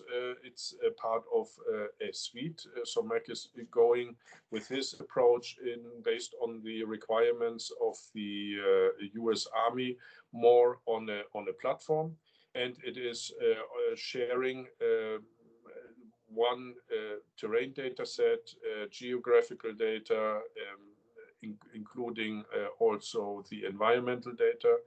And so you can use it in a multi-dimensional function, also, of course, joint.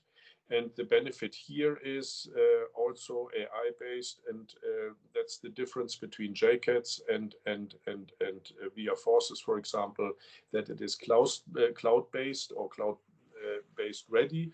You can use it by this with a simple laptop when you have connectivity and do your analysis and run your plans. And most important, with the latest technology, it's able to run more than 4 million entities. And that is also the downside of both JCATs and SWOT, that when you want to do an analysis, you have to bring in a lot of pattern of lives, of civilian traffic, of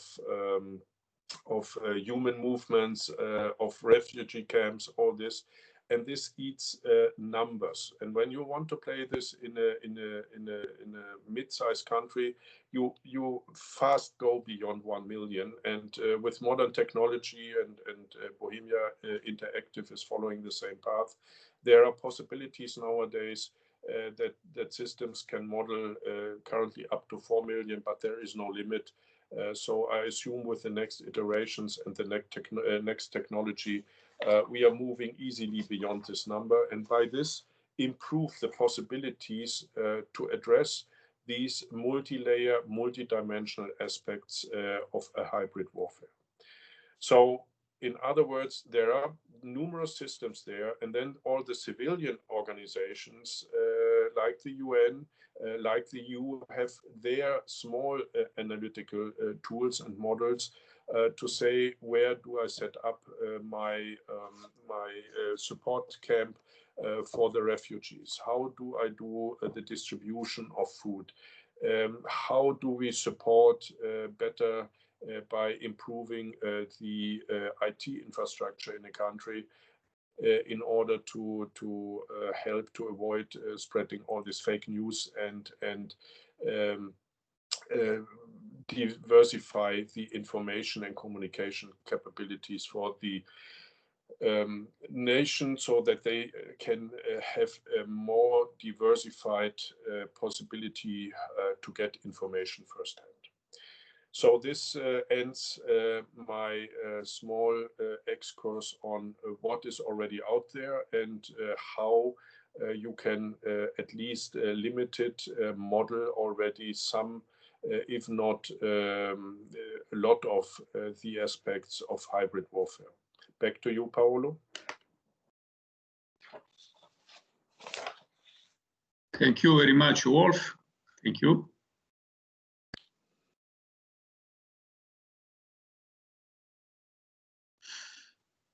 And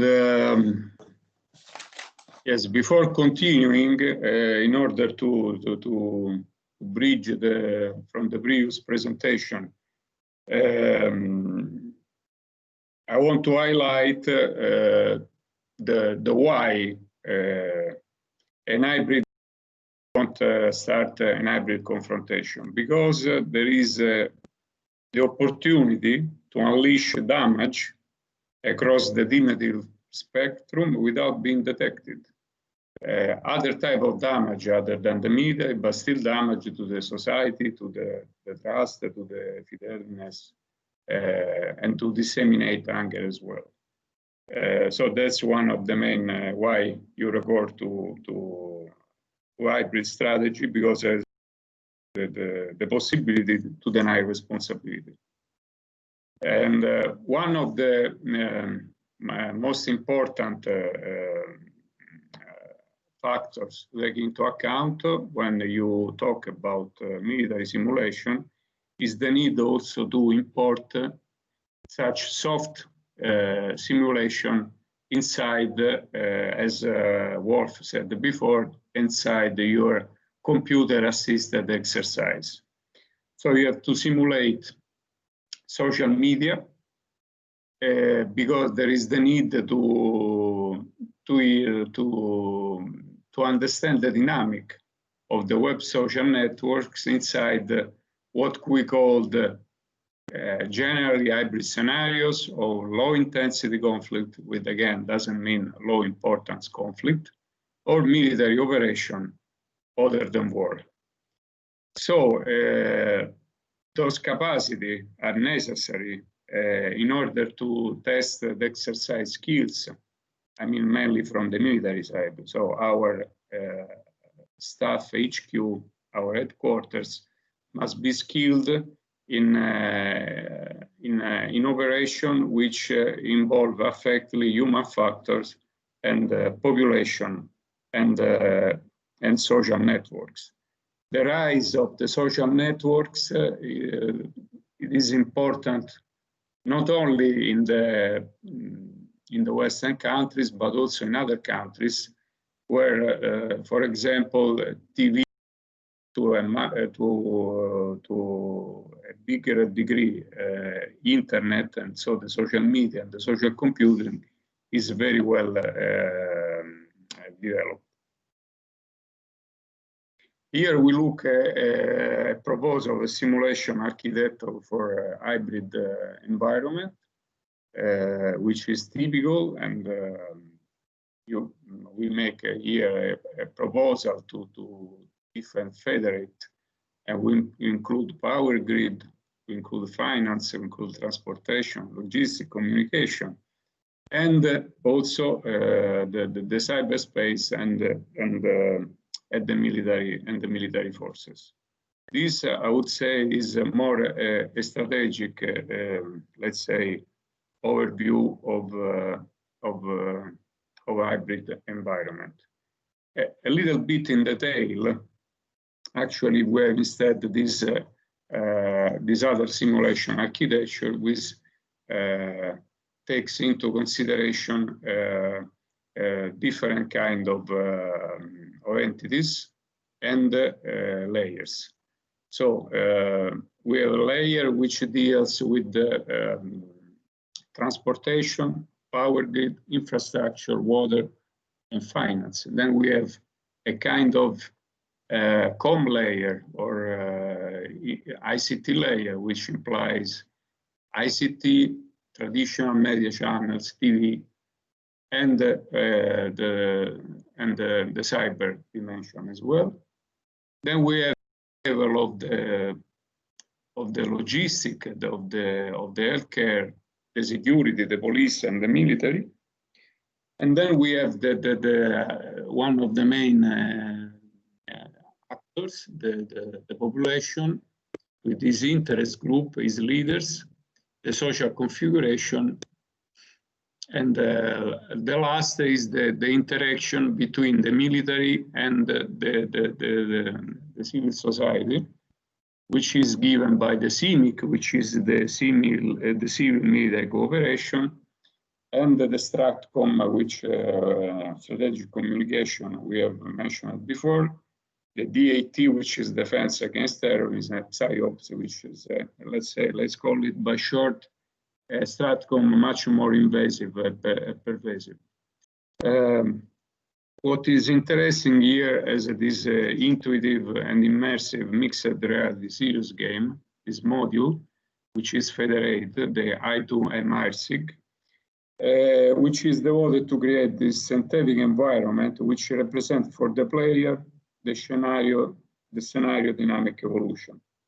So most players are expected to evaluate and to interact with this module federate and to get information through a mixed reality interface which presents terrain and entities as well as additional information.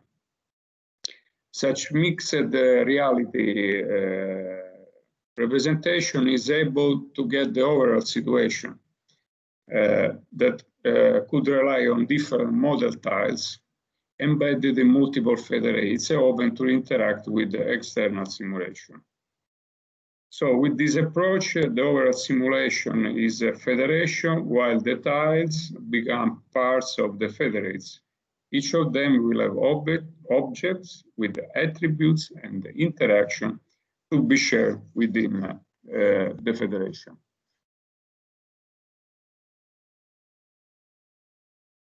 Here is an example, and we mention here this year simulation architecture.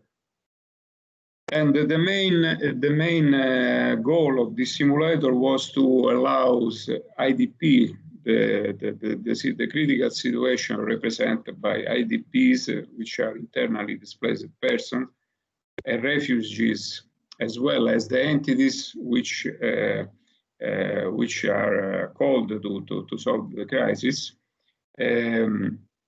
The example was a scenario which the environment was Africa, and was the issue here. The challenge was to stabilize the flux of refugees and to support them with food and medicine, and as well as establishing camps and providing support. This year simulation was also an example of the potential of intelligent agents applied to disaster relief, and in order to evaluate the impacts of actions and the reactions as well, and to analyze their consequences respect to interest group, population, and social, economic, political issue. Here, one of the tie with the hybrid here is represented by this parameter D and H, which we have seen at the denominator of the formula of the willingness.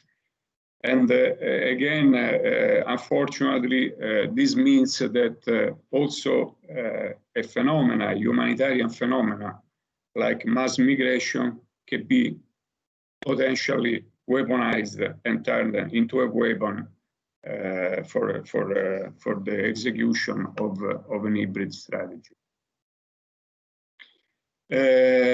Another simulator able to import soft factors such as population and dynamic of population regarding social networks was T-Rex.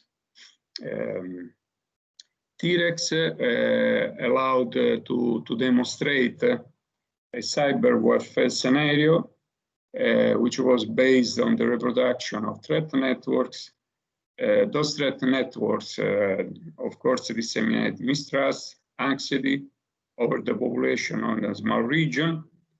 The behavior here is driven by intelligent agent computer-generated forces based on their status and their specific life size.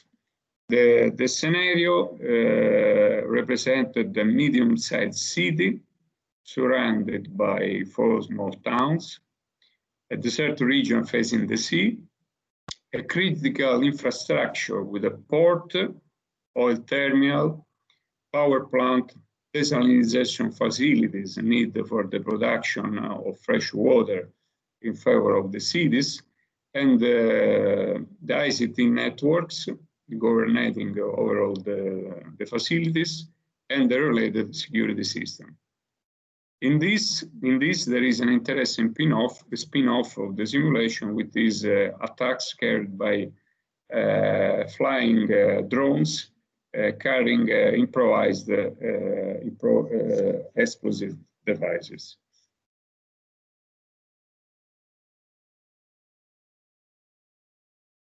So, as I said, this was an interesting spin-off from T-Rex. And actually, T-Rex has been developed 5 years ago almost. But as we say, sometimes the reality overtakes the imagination. Because just last year, September 14, 2019, a drone attack was carried out against an oil facility. So there was an operation of 10 drones, which brought a sensitive amount of damage to this oil operation. So inside the T-Rex, we can exercise we can exercise both the attacks and both the mitigation action regards hostile unmanned air vehicles which are conducting attacks against such important facility like can be the freshwater facility, the oil facility, and the tanks facility. So now I go having together with the contribution of Wolf completed a non-comprehensive, of course, a non-complete representation, explanation of the current model and simulation available for hybrid warfare. I now introduce the subject of our exercise. I have to take the challenge, and I will introduce you a fictional scenario, even though this fictional scenario is based on historical facts and a geography, which is a geography of our Earth, and because I don't have the capability to create with the graphic engine or other software a fictitious country, but please consider that this is only for the sake of a quick presentation. So we have, as I said, a typical situation which follows the dissolution of an empire. We have seen these episodes in the past. Those episodes have been peaceful in their development. Not most of the time. Sometimes it was, sometimes it was not. Here we assist at a situation that begin like a peaceful coexistence between members of a former higher political body that after some years, because of some frictions, develop a kind of hybrid confrontation. Having given the map, I now give you this introduction to the crisis, which is taken by I changed the name and changed the situation, I changed the date, but it was taken as well from an episode in history. So we have basically two countries which were part of a former bigger political body that dissolved. Those countries are called Reland and Uland, and the former country, the bigger previous political body, was called the Hate. So here, actually, we are at the final step of this confrontation. So we have a secession of this border province, and the comment here is this, that the last episode of this secession of such border province began as a covert military operation, which combined ambiguity, disinformation, the element of surprise, which is always one of the key factors for the success of any type of operation, either political, either military, either finance, either in the world of corporation and companies, which was aided by other tools which are more military, like electronic warfare, which can be typically the disturbance of radio signal, the intentional delivery of disturbance over the electromagnetic spectrum. And of course, the annexation, and so we are outside now of the border of the hybrid, was completed by a classic military invasion of the peninsula, which actually was possible because of a particular situation that took place in that country because of former agreements that rested in the spoil of the dissolution of these higher political bodies. And the final line of this commentator, of this comment, is that this situation, this operation, are not easily reproducible elsewhere. This means the importance here to highlight is that this was a particular type of situation which possibly will not repeat in the future, especially for what concerns the military side. But all over, what we are going to present it is very much something which belongs to the domain of hybrid warfare. So sorry for this busy slide. And however, this is an extract of a paper which was presented by Professor Bruzzone et al. With my contribution last year. And actually, it is the contest is a political and military escalation in the Near East as a scenario for support strategic decision making. So we exercise this hybrid conflict following the dissolution of this political body named the Hate, which stands not like hate, like in the meaning of English, but stands for a kind of like absolute totalitarian empire, which is totally fictional, even though there are something which can represent the reality. And, even because dictatorial don't exist. I'm joking, ciao. Yes, Professor, yes. And also the flags which I have taken are fictional flags taken from online games, Game on Nation, that maybe you know. So I use just for the purpose to put a little bit of color in this only word written slide. So I speak a little bit about the road to crisis, because the road to crisis will help in establishing the condition and the initial situation of the system. So we say that these two countries, Uland and Reland, have become two different and independent political entities of the dissolution of this empire. Apparently, there have been several years of peaceful coexistence until now, where there is an escalation of friction at the border between the two countries.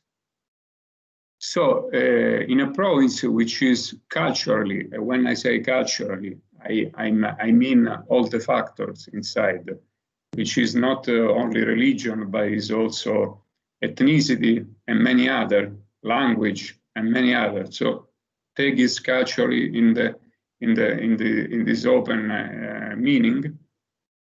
So this province, which is more close to Reland, there is a sudden rise of independence aspiration.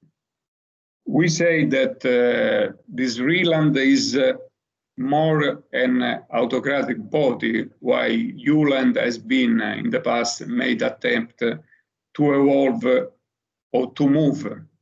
To evolve, I don't like because it implies a judgment value, but let's say they better believe that to move toward the democracy and an open market was in their best interest.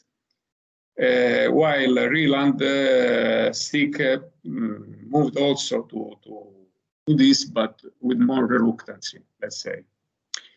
So this independentism escalates into open secessionism, and there are, of course, a signal that an hybrid confrontation is ongoing, because the secessionism is helped politically, economically, and also military to a lesser degree, but uncovered by the Reland.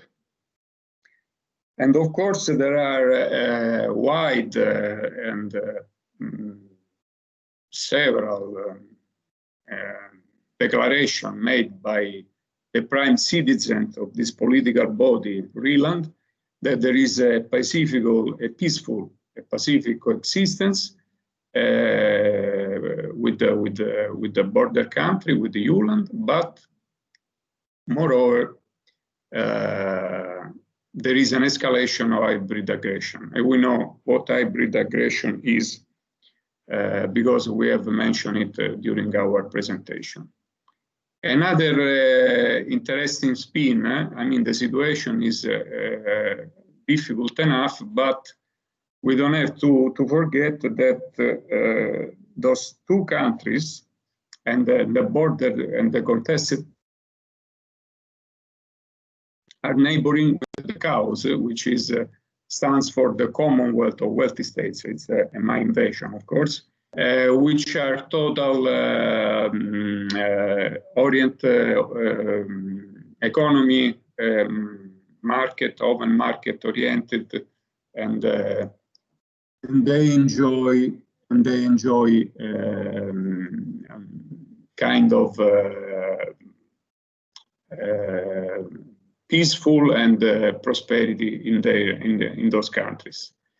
This Commonwealth, this union, this confederation borders both countries, but of course, having said so, it supports the territorial integrity of Uland against accession, and hopes in the future to bring them inside this big confederation of prosperity, let's call it by short. So hybrid and cyber and takes the stage when a so-called group named Pacific Fighters for Freedom, PF Cube, spread over the immediate announcement they have seized the nuclear power plant in Uland threatening to blow it up if the aggression against the harmless secessionists doesn't stop. And of course, here we see, I have chosen on purpose this language to see how different sets of value can crash against other, and how the narrative of one part want to prevail on the other one. I mean, from both sides, the situation is nothing at all pacific, but there is a rhetoric which, unfortunately, always we have seen in the past.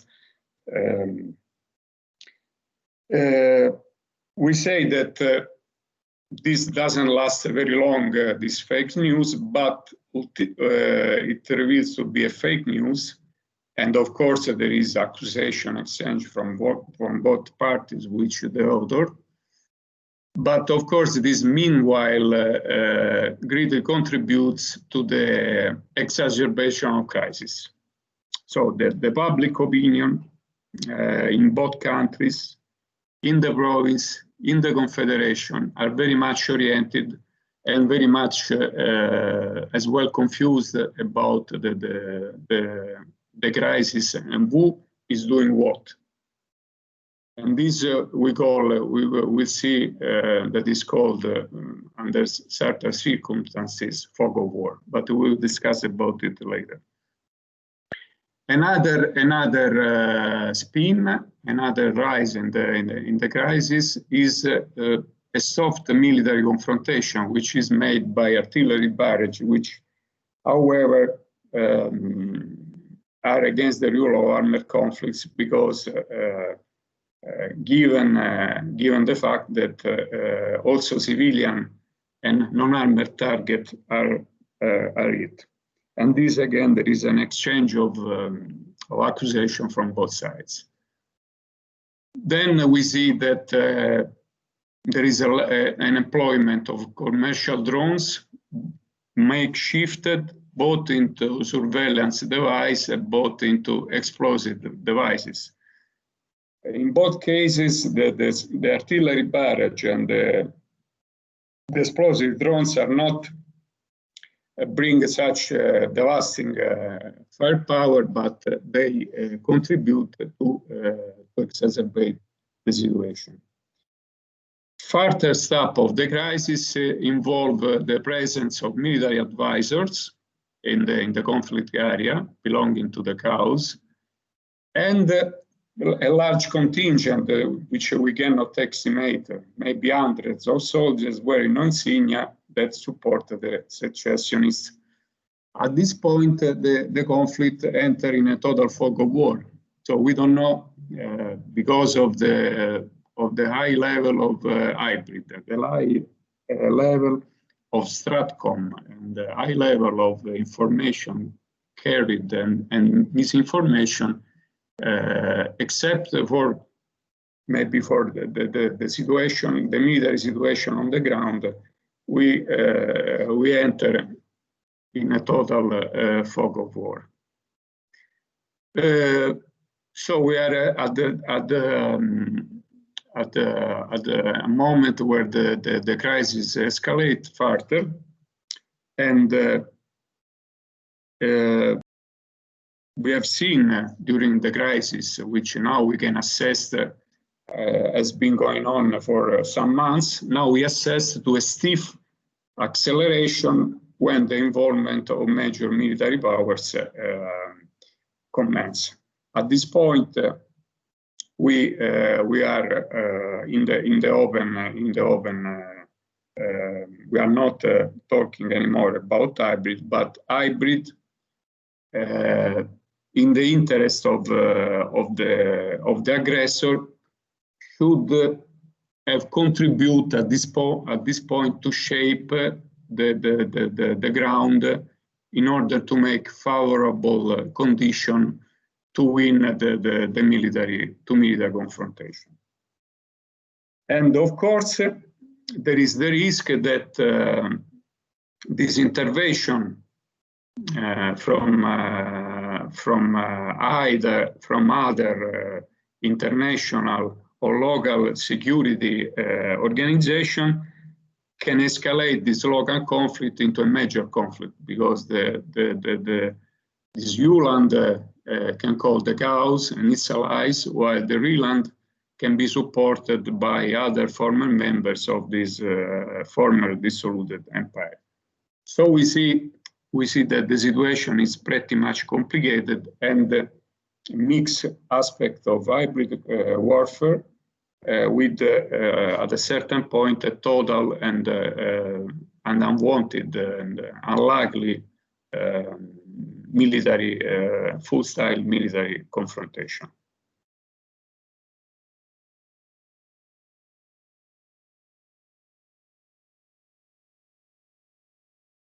So the exercise which I propose is, given this model, the comprehensive model for hybrid environment, identified for ULAND the willingness. So identify what makes this country help the willingness. Short of this province, which is not still separated, but is part of the country. So taking into consideration the D and the H parameter. And build for RELAND the capacity.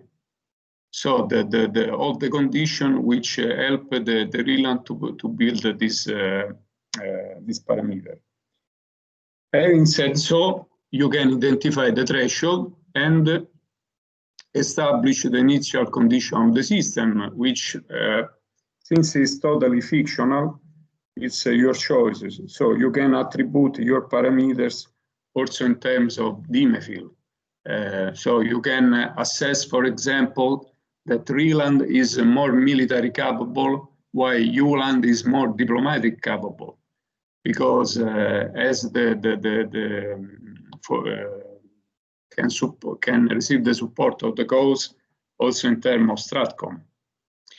And then second, put yourself in the dress of the counselor of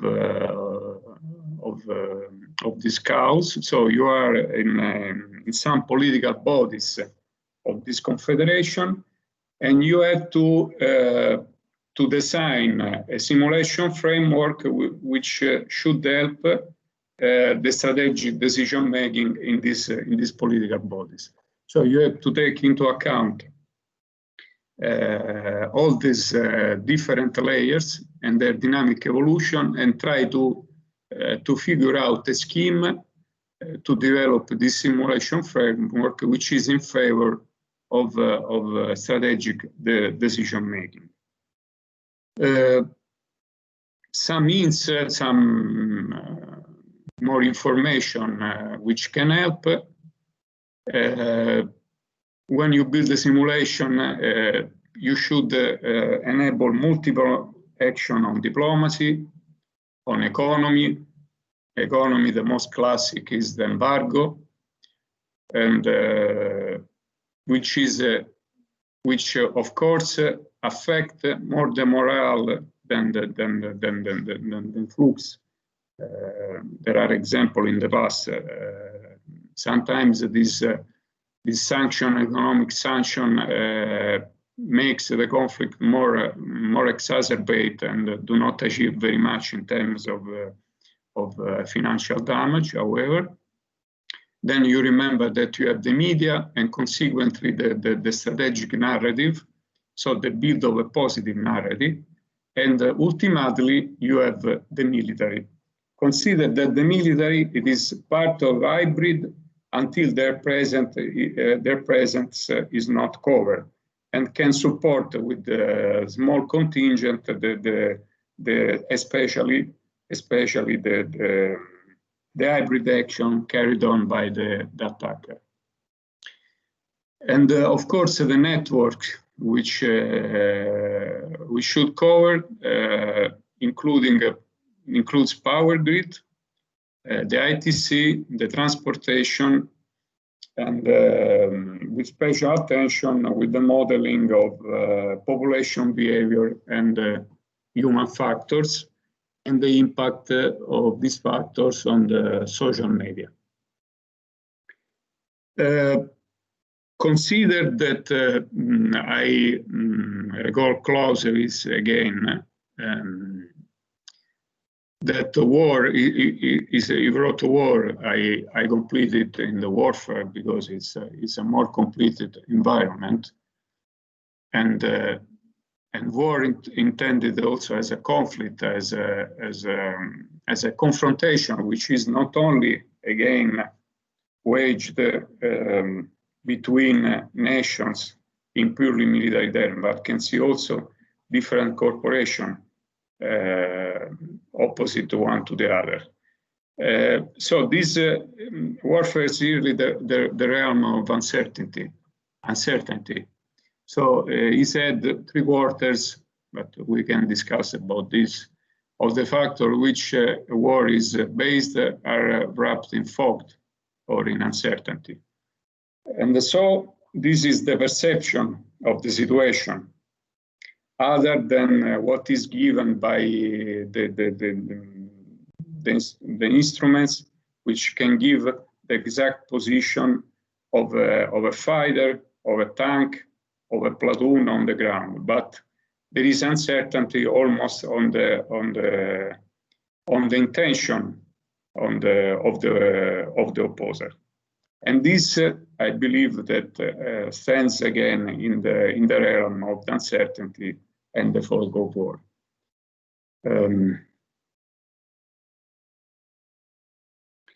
So I have completed my presentation regarding the hybrid warfare, and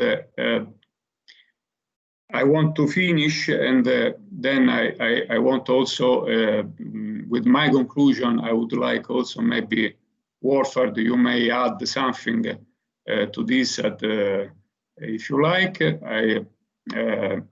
I want to end this with stressing the importance of comprehension of hybrid warfare in general, of hybrid confrontation for a strategic engineer, for strategic engineering. So I want to give you this takeaway, a thinking that conflict is more pervasive and not typical as we could have think in the past.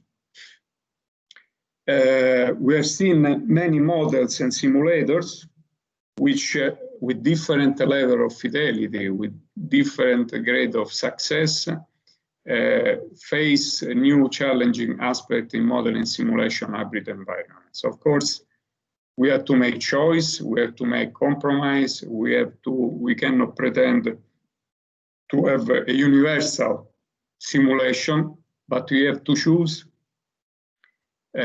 from time to time which is the part which deserves more focus, and which is the part, for example, which can be substituted, for example, like meta models. Then it is important to stress also how HLA architecture constitutes an advantage when you model and simulate hybrid warfare because of its flexibility, scalability, and mostly adaptability to this blurring scenario. And then again, a common factor with among the military, among the civil, among the civil society and the world of corporation in industry, how it is necessary to practice hybrid environment with the help of the CAX, of the computer assisted exercise, and the exercise in general. Wolf, I don't know if you want to add something to this conclusion. Yeah, just 2 comments. So in general, absolutely concur. Just two aspects. First, and let me start with your last bullet. That is not only by exercise, but also we going more and more by simulation supported, simulation-based decision support. So we are developing currently within NATO more and more to use simulation for analytics and for decision support. And by this, this opens a new door here. And secondly, HLA is absolutely the current mean, but nothing is ever stopping. So the industry is currently in the process to develop more new standards that enables you, like I mentioned, a higher set of entities in a simulation. Other than that, 100% concur to this very complicated and multi-layered environment. Back to you. Thank you, Wolf, for your intervention.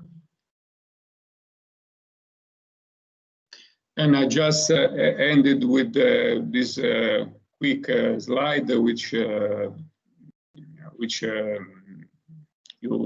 are I put some websites, some of them which deals with the world of the hybrid, of course, from I would say it's clear from a Western perspective.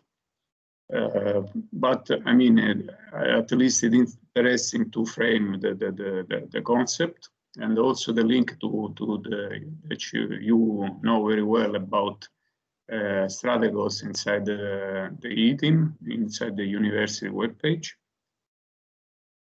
And I'm open to question, and I finished this presentation, of course, with this again with this example, which also Professor Bruzzone mentioned before, which is this confrontation which is waged with the cannon water between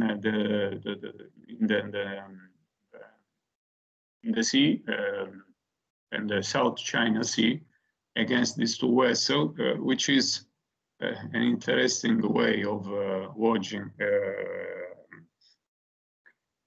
this hybrid warfare. And Professor, if you have any punctualization. I just would like to say that if you're taking this example from this picture that you are showing up, that hybrid warfare is not just, let me say, to fight out of lethal weapon and military systems. In this case, it's not just that we use a water cannon instead than a regular cannon. No?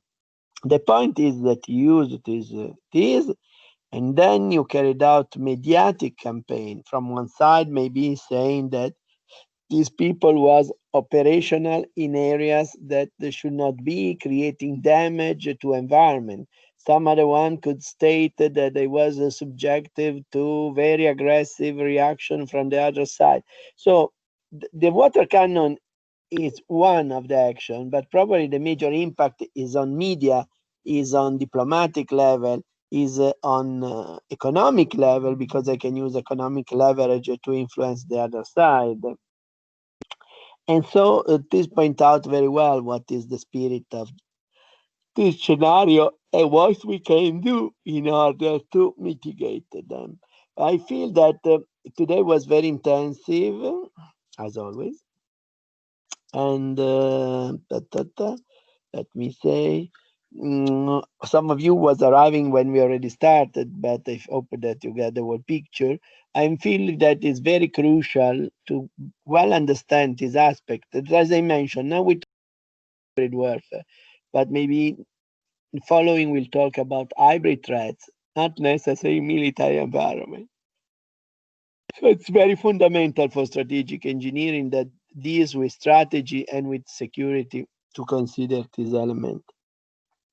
So I strongly suggest to emphasize the interactive part, and so feel free to pose questions and maybe to take some task for future development. Thank you very much, Paolo and Wolf. Thank you, Professor. Thank you. Thank you. There is any question?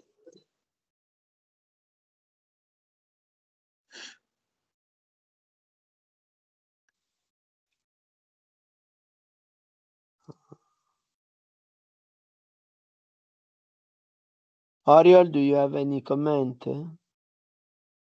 Not particularly, no, thank you. It was a very interesting. Thank you.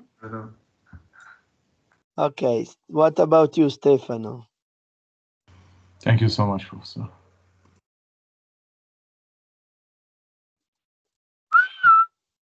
Stefano Costini or Stefano Fabri? Actually, I do have a Yes, question. I'm here, Prof. But Okay. I don't have any question. Stefano Fabri, who was talking? Sorry, I don't get. I was talking, sorry, I have a question. Yes, go. When simulating these scenarios, which are in such large scale sometimes, what is the approach to the agent which is in the simulation? So, are we talking about individual units in the field, or are we talking about more abstract concepts? I just want to know how you approach that when making simulations of these type of scenarios. Maybe I will try to give a first answer, and then I will leave up to Paolo and Wolf to give some further delay. We have to work on different layers. Okay. For instance, in some of the cases that was presented as example, for instance, T-Rex and others, we have different kind of objects that are driven by agents and that drive the evolution of the world simulation. I give you an example. We can have individuals, okay, or families or people that represent the population. In most of the case, in this scenario, people are humans are a key actor. And so we need to model it. And if we decide to do by agent, because we can do even by maybe much more aggregate meta model, simplified meta model, system dynamics, etc. But now it's pretty interesting to use agents. You will have the webinars and specific case for this one because why we use agents? Because most of the difficulty to take care of what are the consequences of action, aggressive and defensive action, deal with the set of interaction among humans.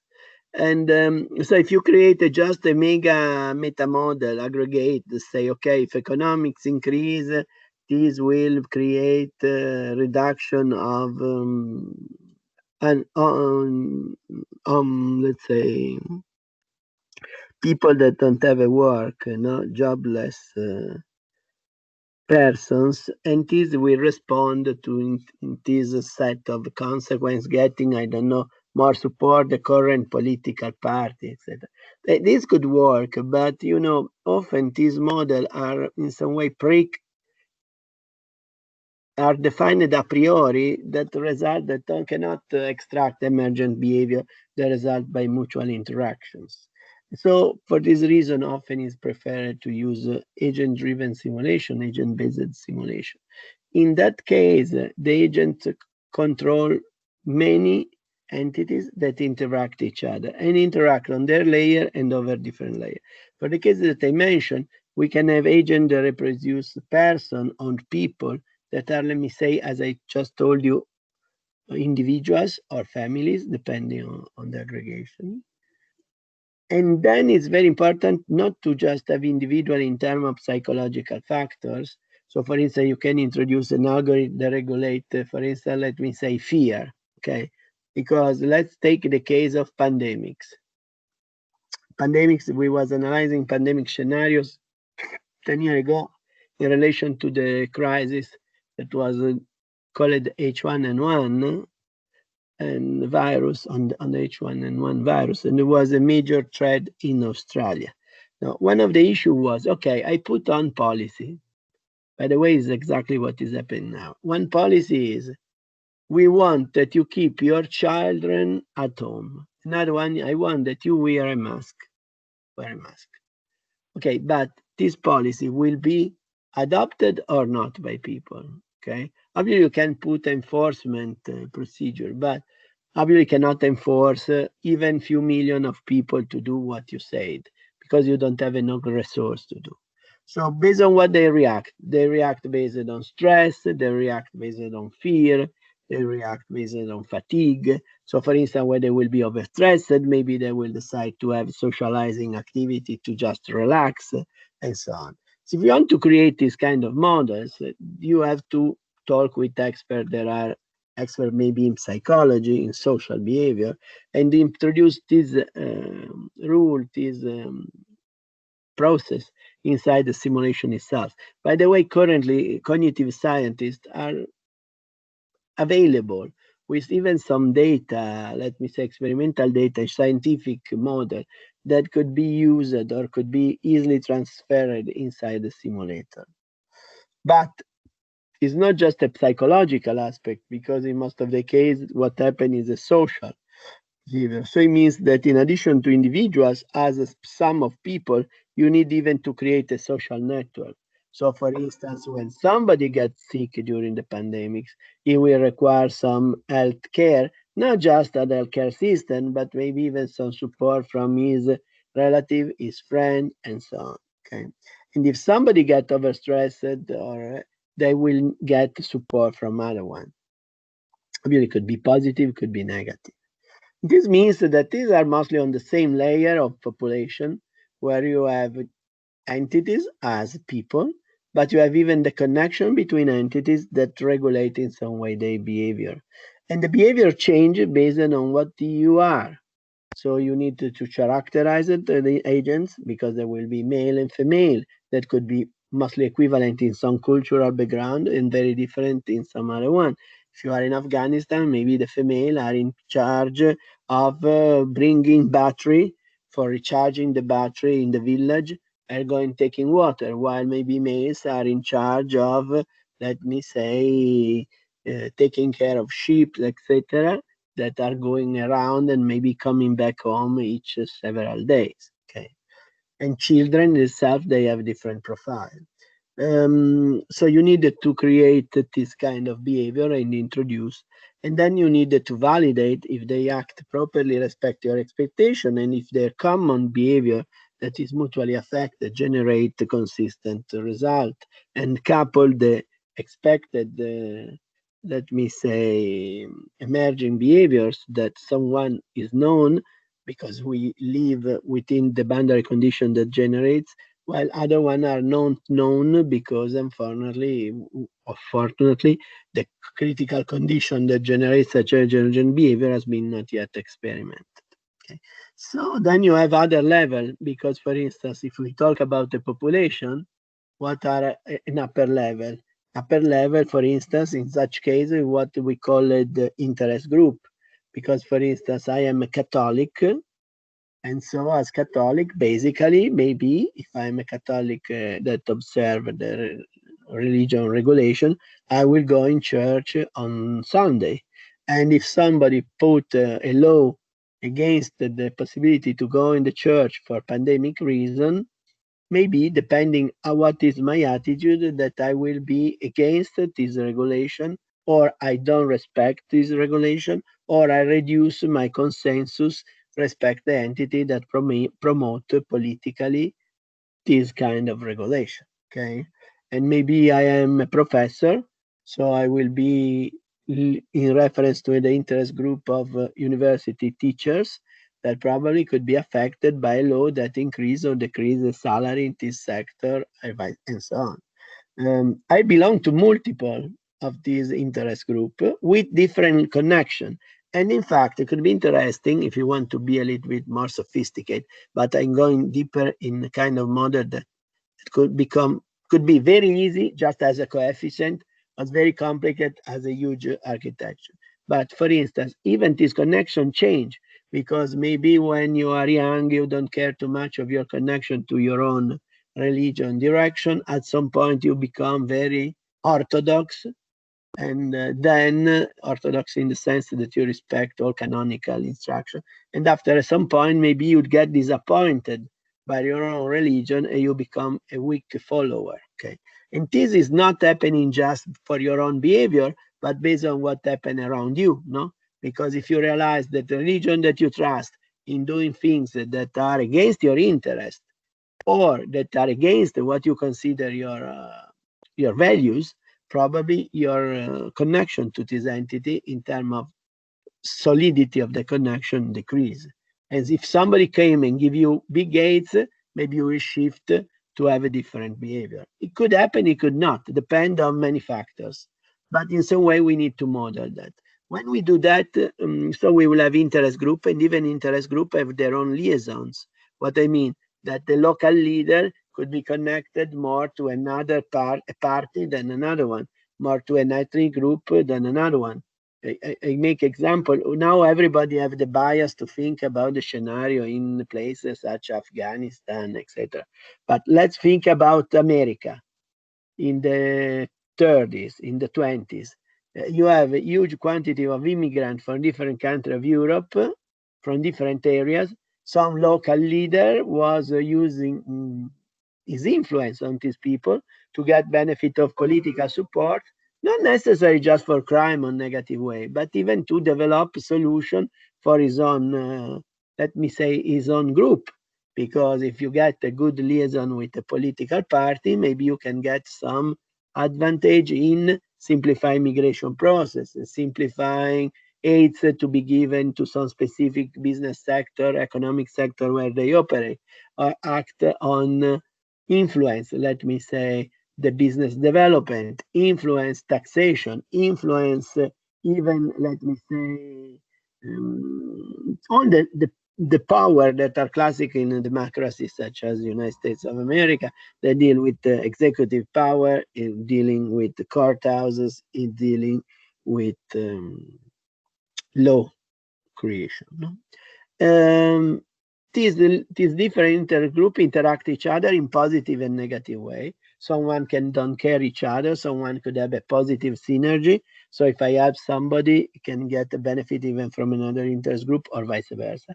And this interaction on the two layers are going up and down. I mean, action that I do, if I give money to some local leader that use this money to distribute, to assign job, to create business locally, he will get a consensus, and maybe even ourselves, we are supporting this local leader, we get consensus. But it could happen even the opposite. If this local group of people in some way act and do things that are useful to providing opportunity to an interest group, the interest group will reinforce his position, at the same time could have more influence on other interest group. Now, the important aspect when we do that, and we will see, is to properly identify what kind of model we need, because sometimes could be simple, as I say, sometimes could be sophisticated. And when we deal with agents, the important aspect is not to become crazy, making the agent perfect, because most of the added value of the agents when we deal with a population or a large group of individuals is to introduce the basic aspect, because the other one will arise by their own interaction. No? If I create a model of traffic, I don't need to put a very sophisticated driving tactics. Probably a simple tactics. They say you drive homogeneous speed, and you have each one of his own homogeneous speed that is in a small range of alternative. And when you find a car in front of you, you check back if you can overpass, and you overpass. And when you find a traffic light, you slow down and stop, and so on. With few rules, you can create a very realistic traffic without introducing very sophisticated scheme as a pilot that when arrive near to the curve, you accelerate, and then you push the accelerator further at some point, and then you control in some way.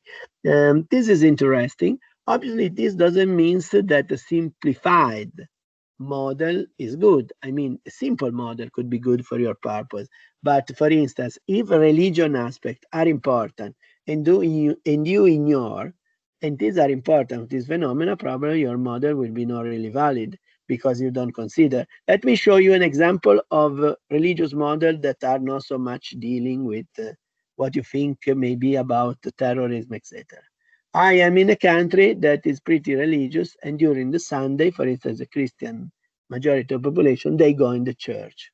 Going in the church, they create a problem to traffic. Okay, If you don't consider, but it's the same if they are instead and religious, strongly related to the soccer team, and they go to the stadium. Okay, this affects the reality of your environment. And if you are dealing with aspects related to security of the area, related to optimizing policy for parking, if you are related to business development of commercial center, etc., this will be affected. If you ignore, maybe this approximation could be good or maybe not. I hope that I answered to the question. Over. Yes, thank you. It's a very interesting subject.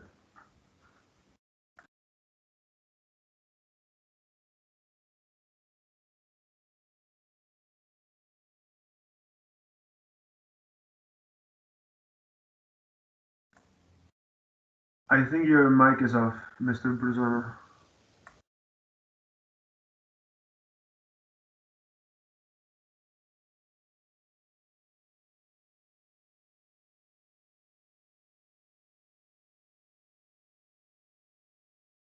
My microphone is mute, so sorry.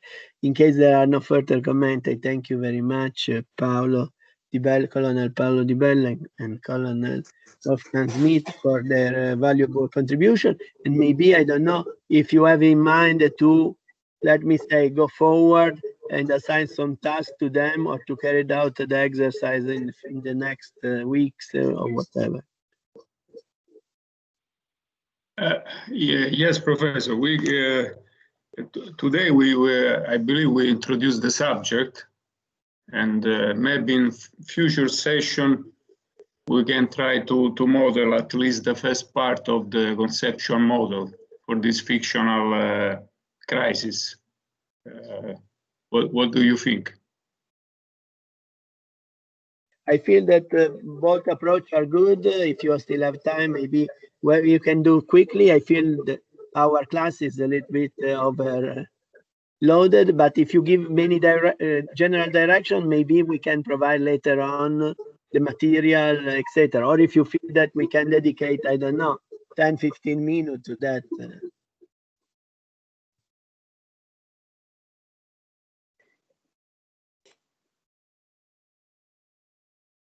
We can dedicate, I believe, some more minutes just to give the reference of the work, and the reference is of this conceptual model to describe hybrid environments.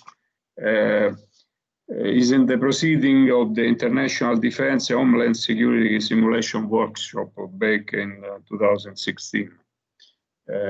Which contains also some experimental results of the model.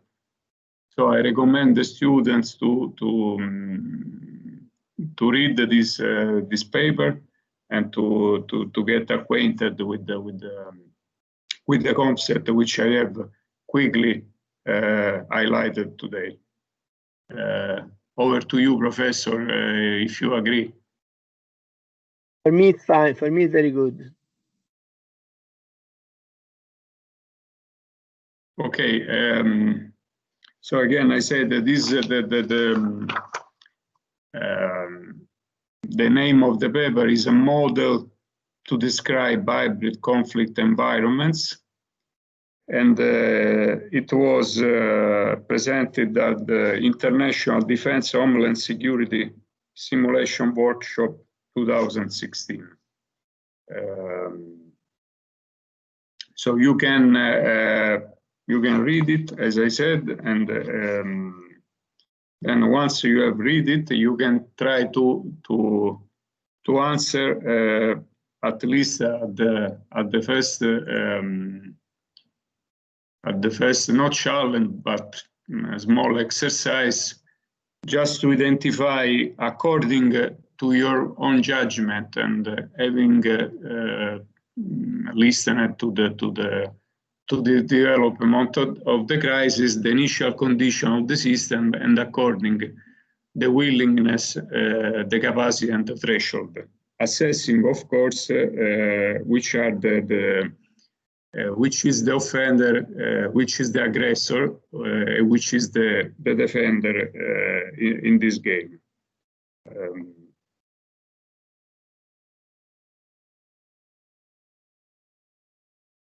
So I don't know if I was clear. If I was not, maybe you can ask me a further contribution. Over.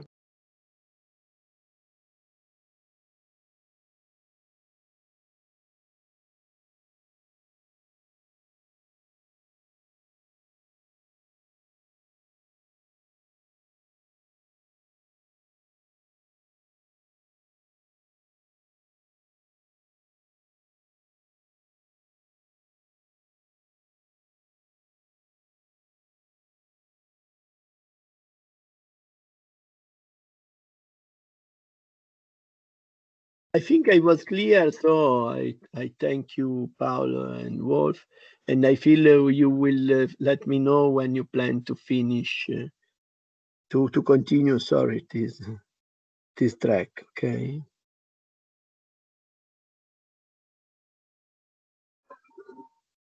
Okay, I believe, Professor, I can put the copy of the paper together Sure, you can upload even here if you like. Okay, and so I can also put the slide, just the slide with the 2-3 slides, the final slides of the full presentation as well. I can upload inside Teams. Sure. So I will do it right away. I will upload the presentation and the paper about hybrid environment.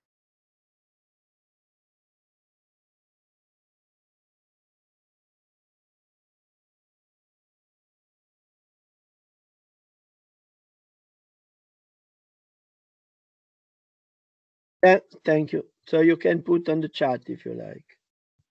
And also, I don't know if you have the authority to put on the chat, but if you send it to me or to Kirill, we'll put on the chat.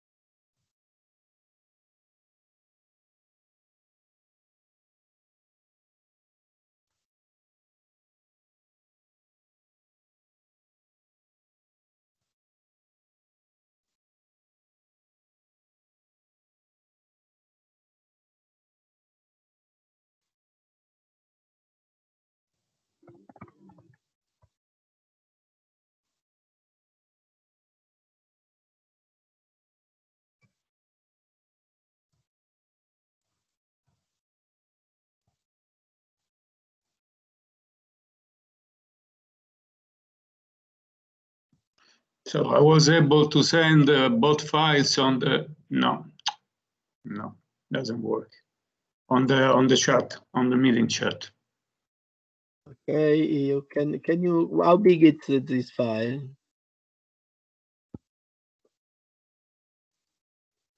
How big are these files? Paolo, you copy?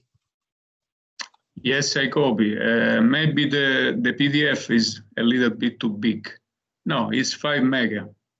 Okay, can you send it to, can you send it to me? To your email address? My email address. Okay, straight away. Benissimo.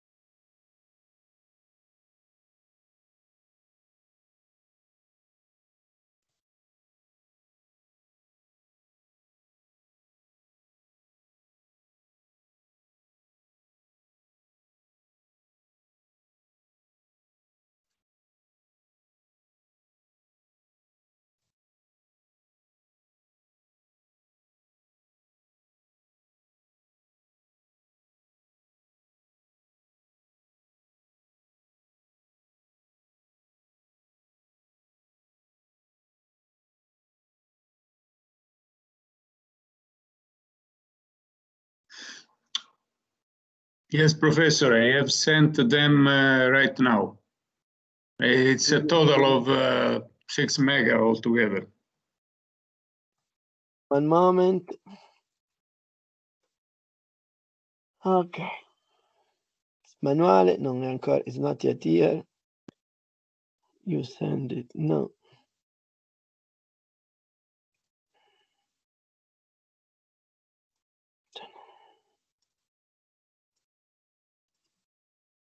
No, not arrived.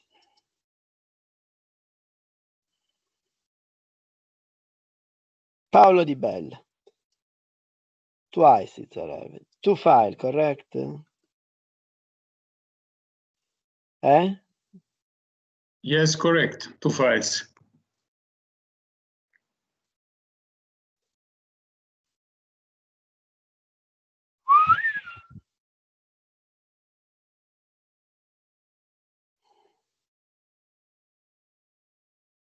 Okay. And now let me see if I can share.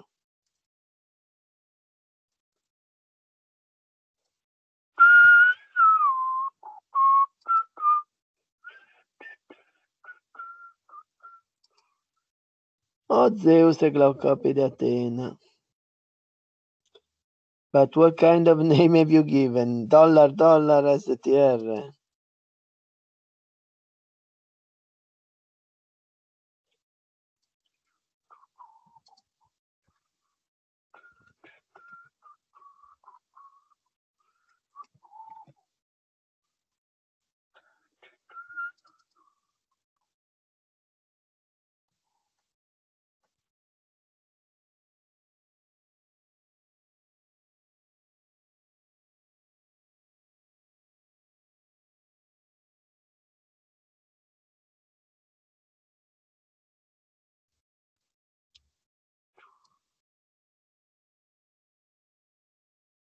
But it's not this one.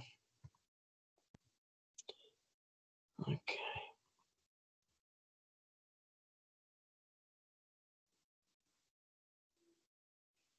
Okay.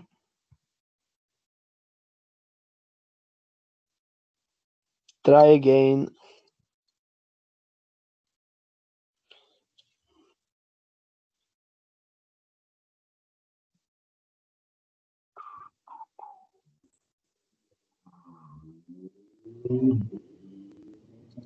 Voila.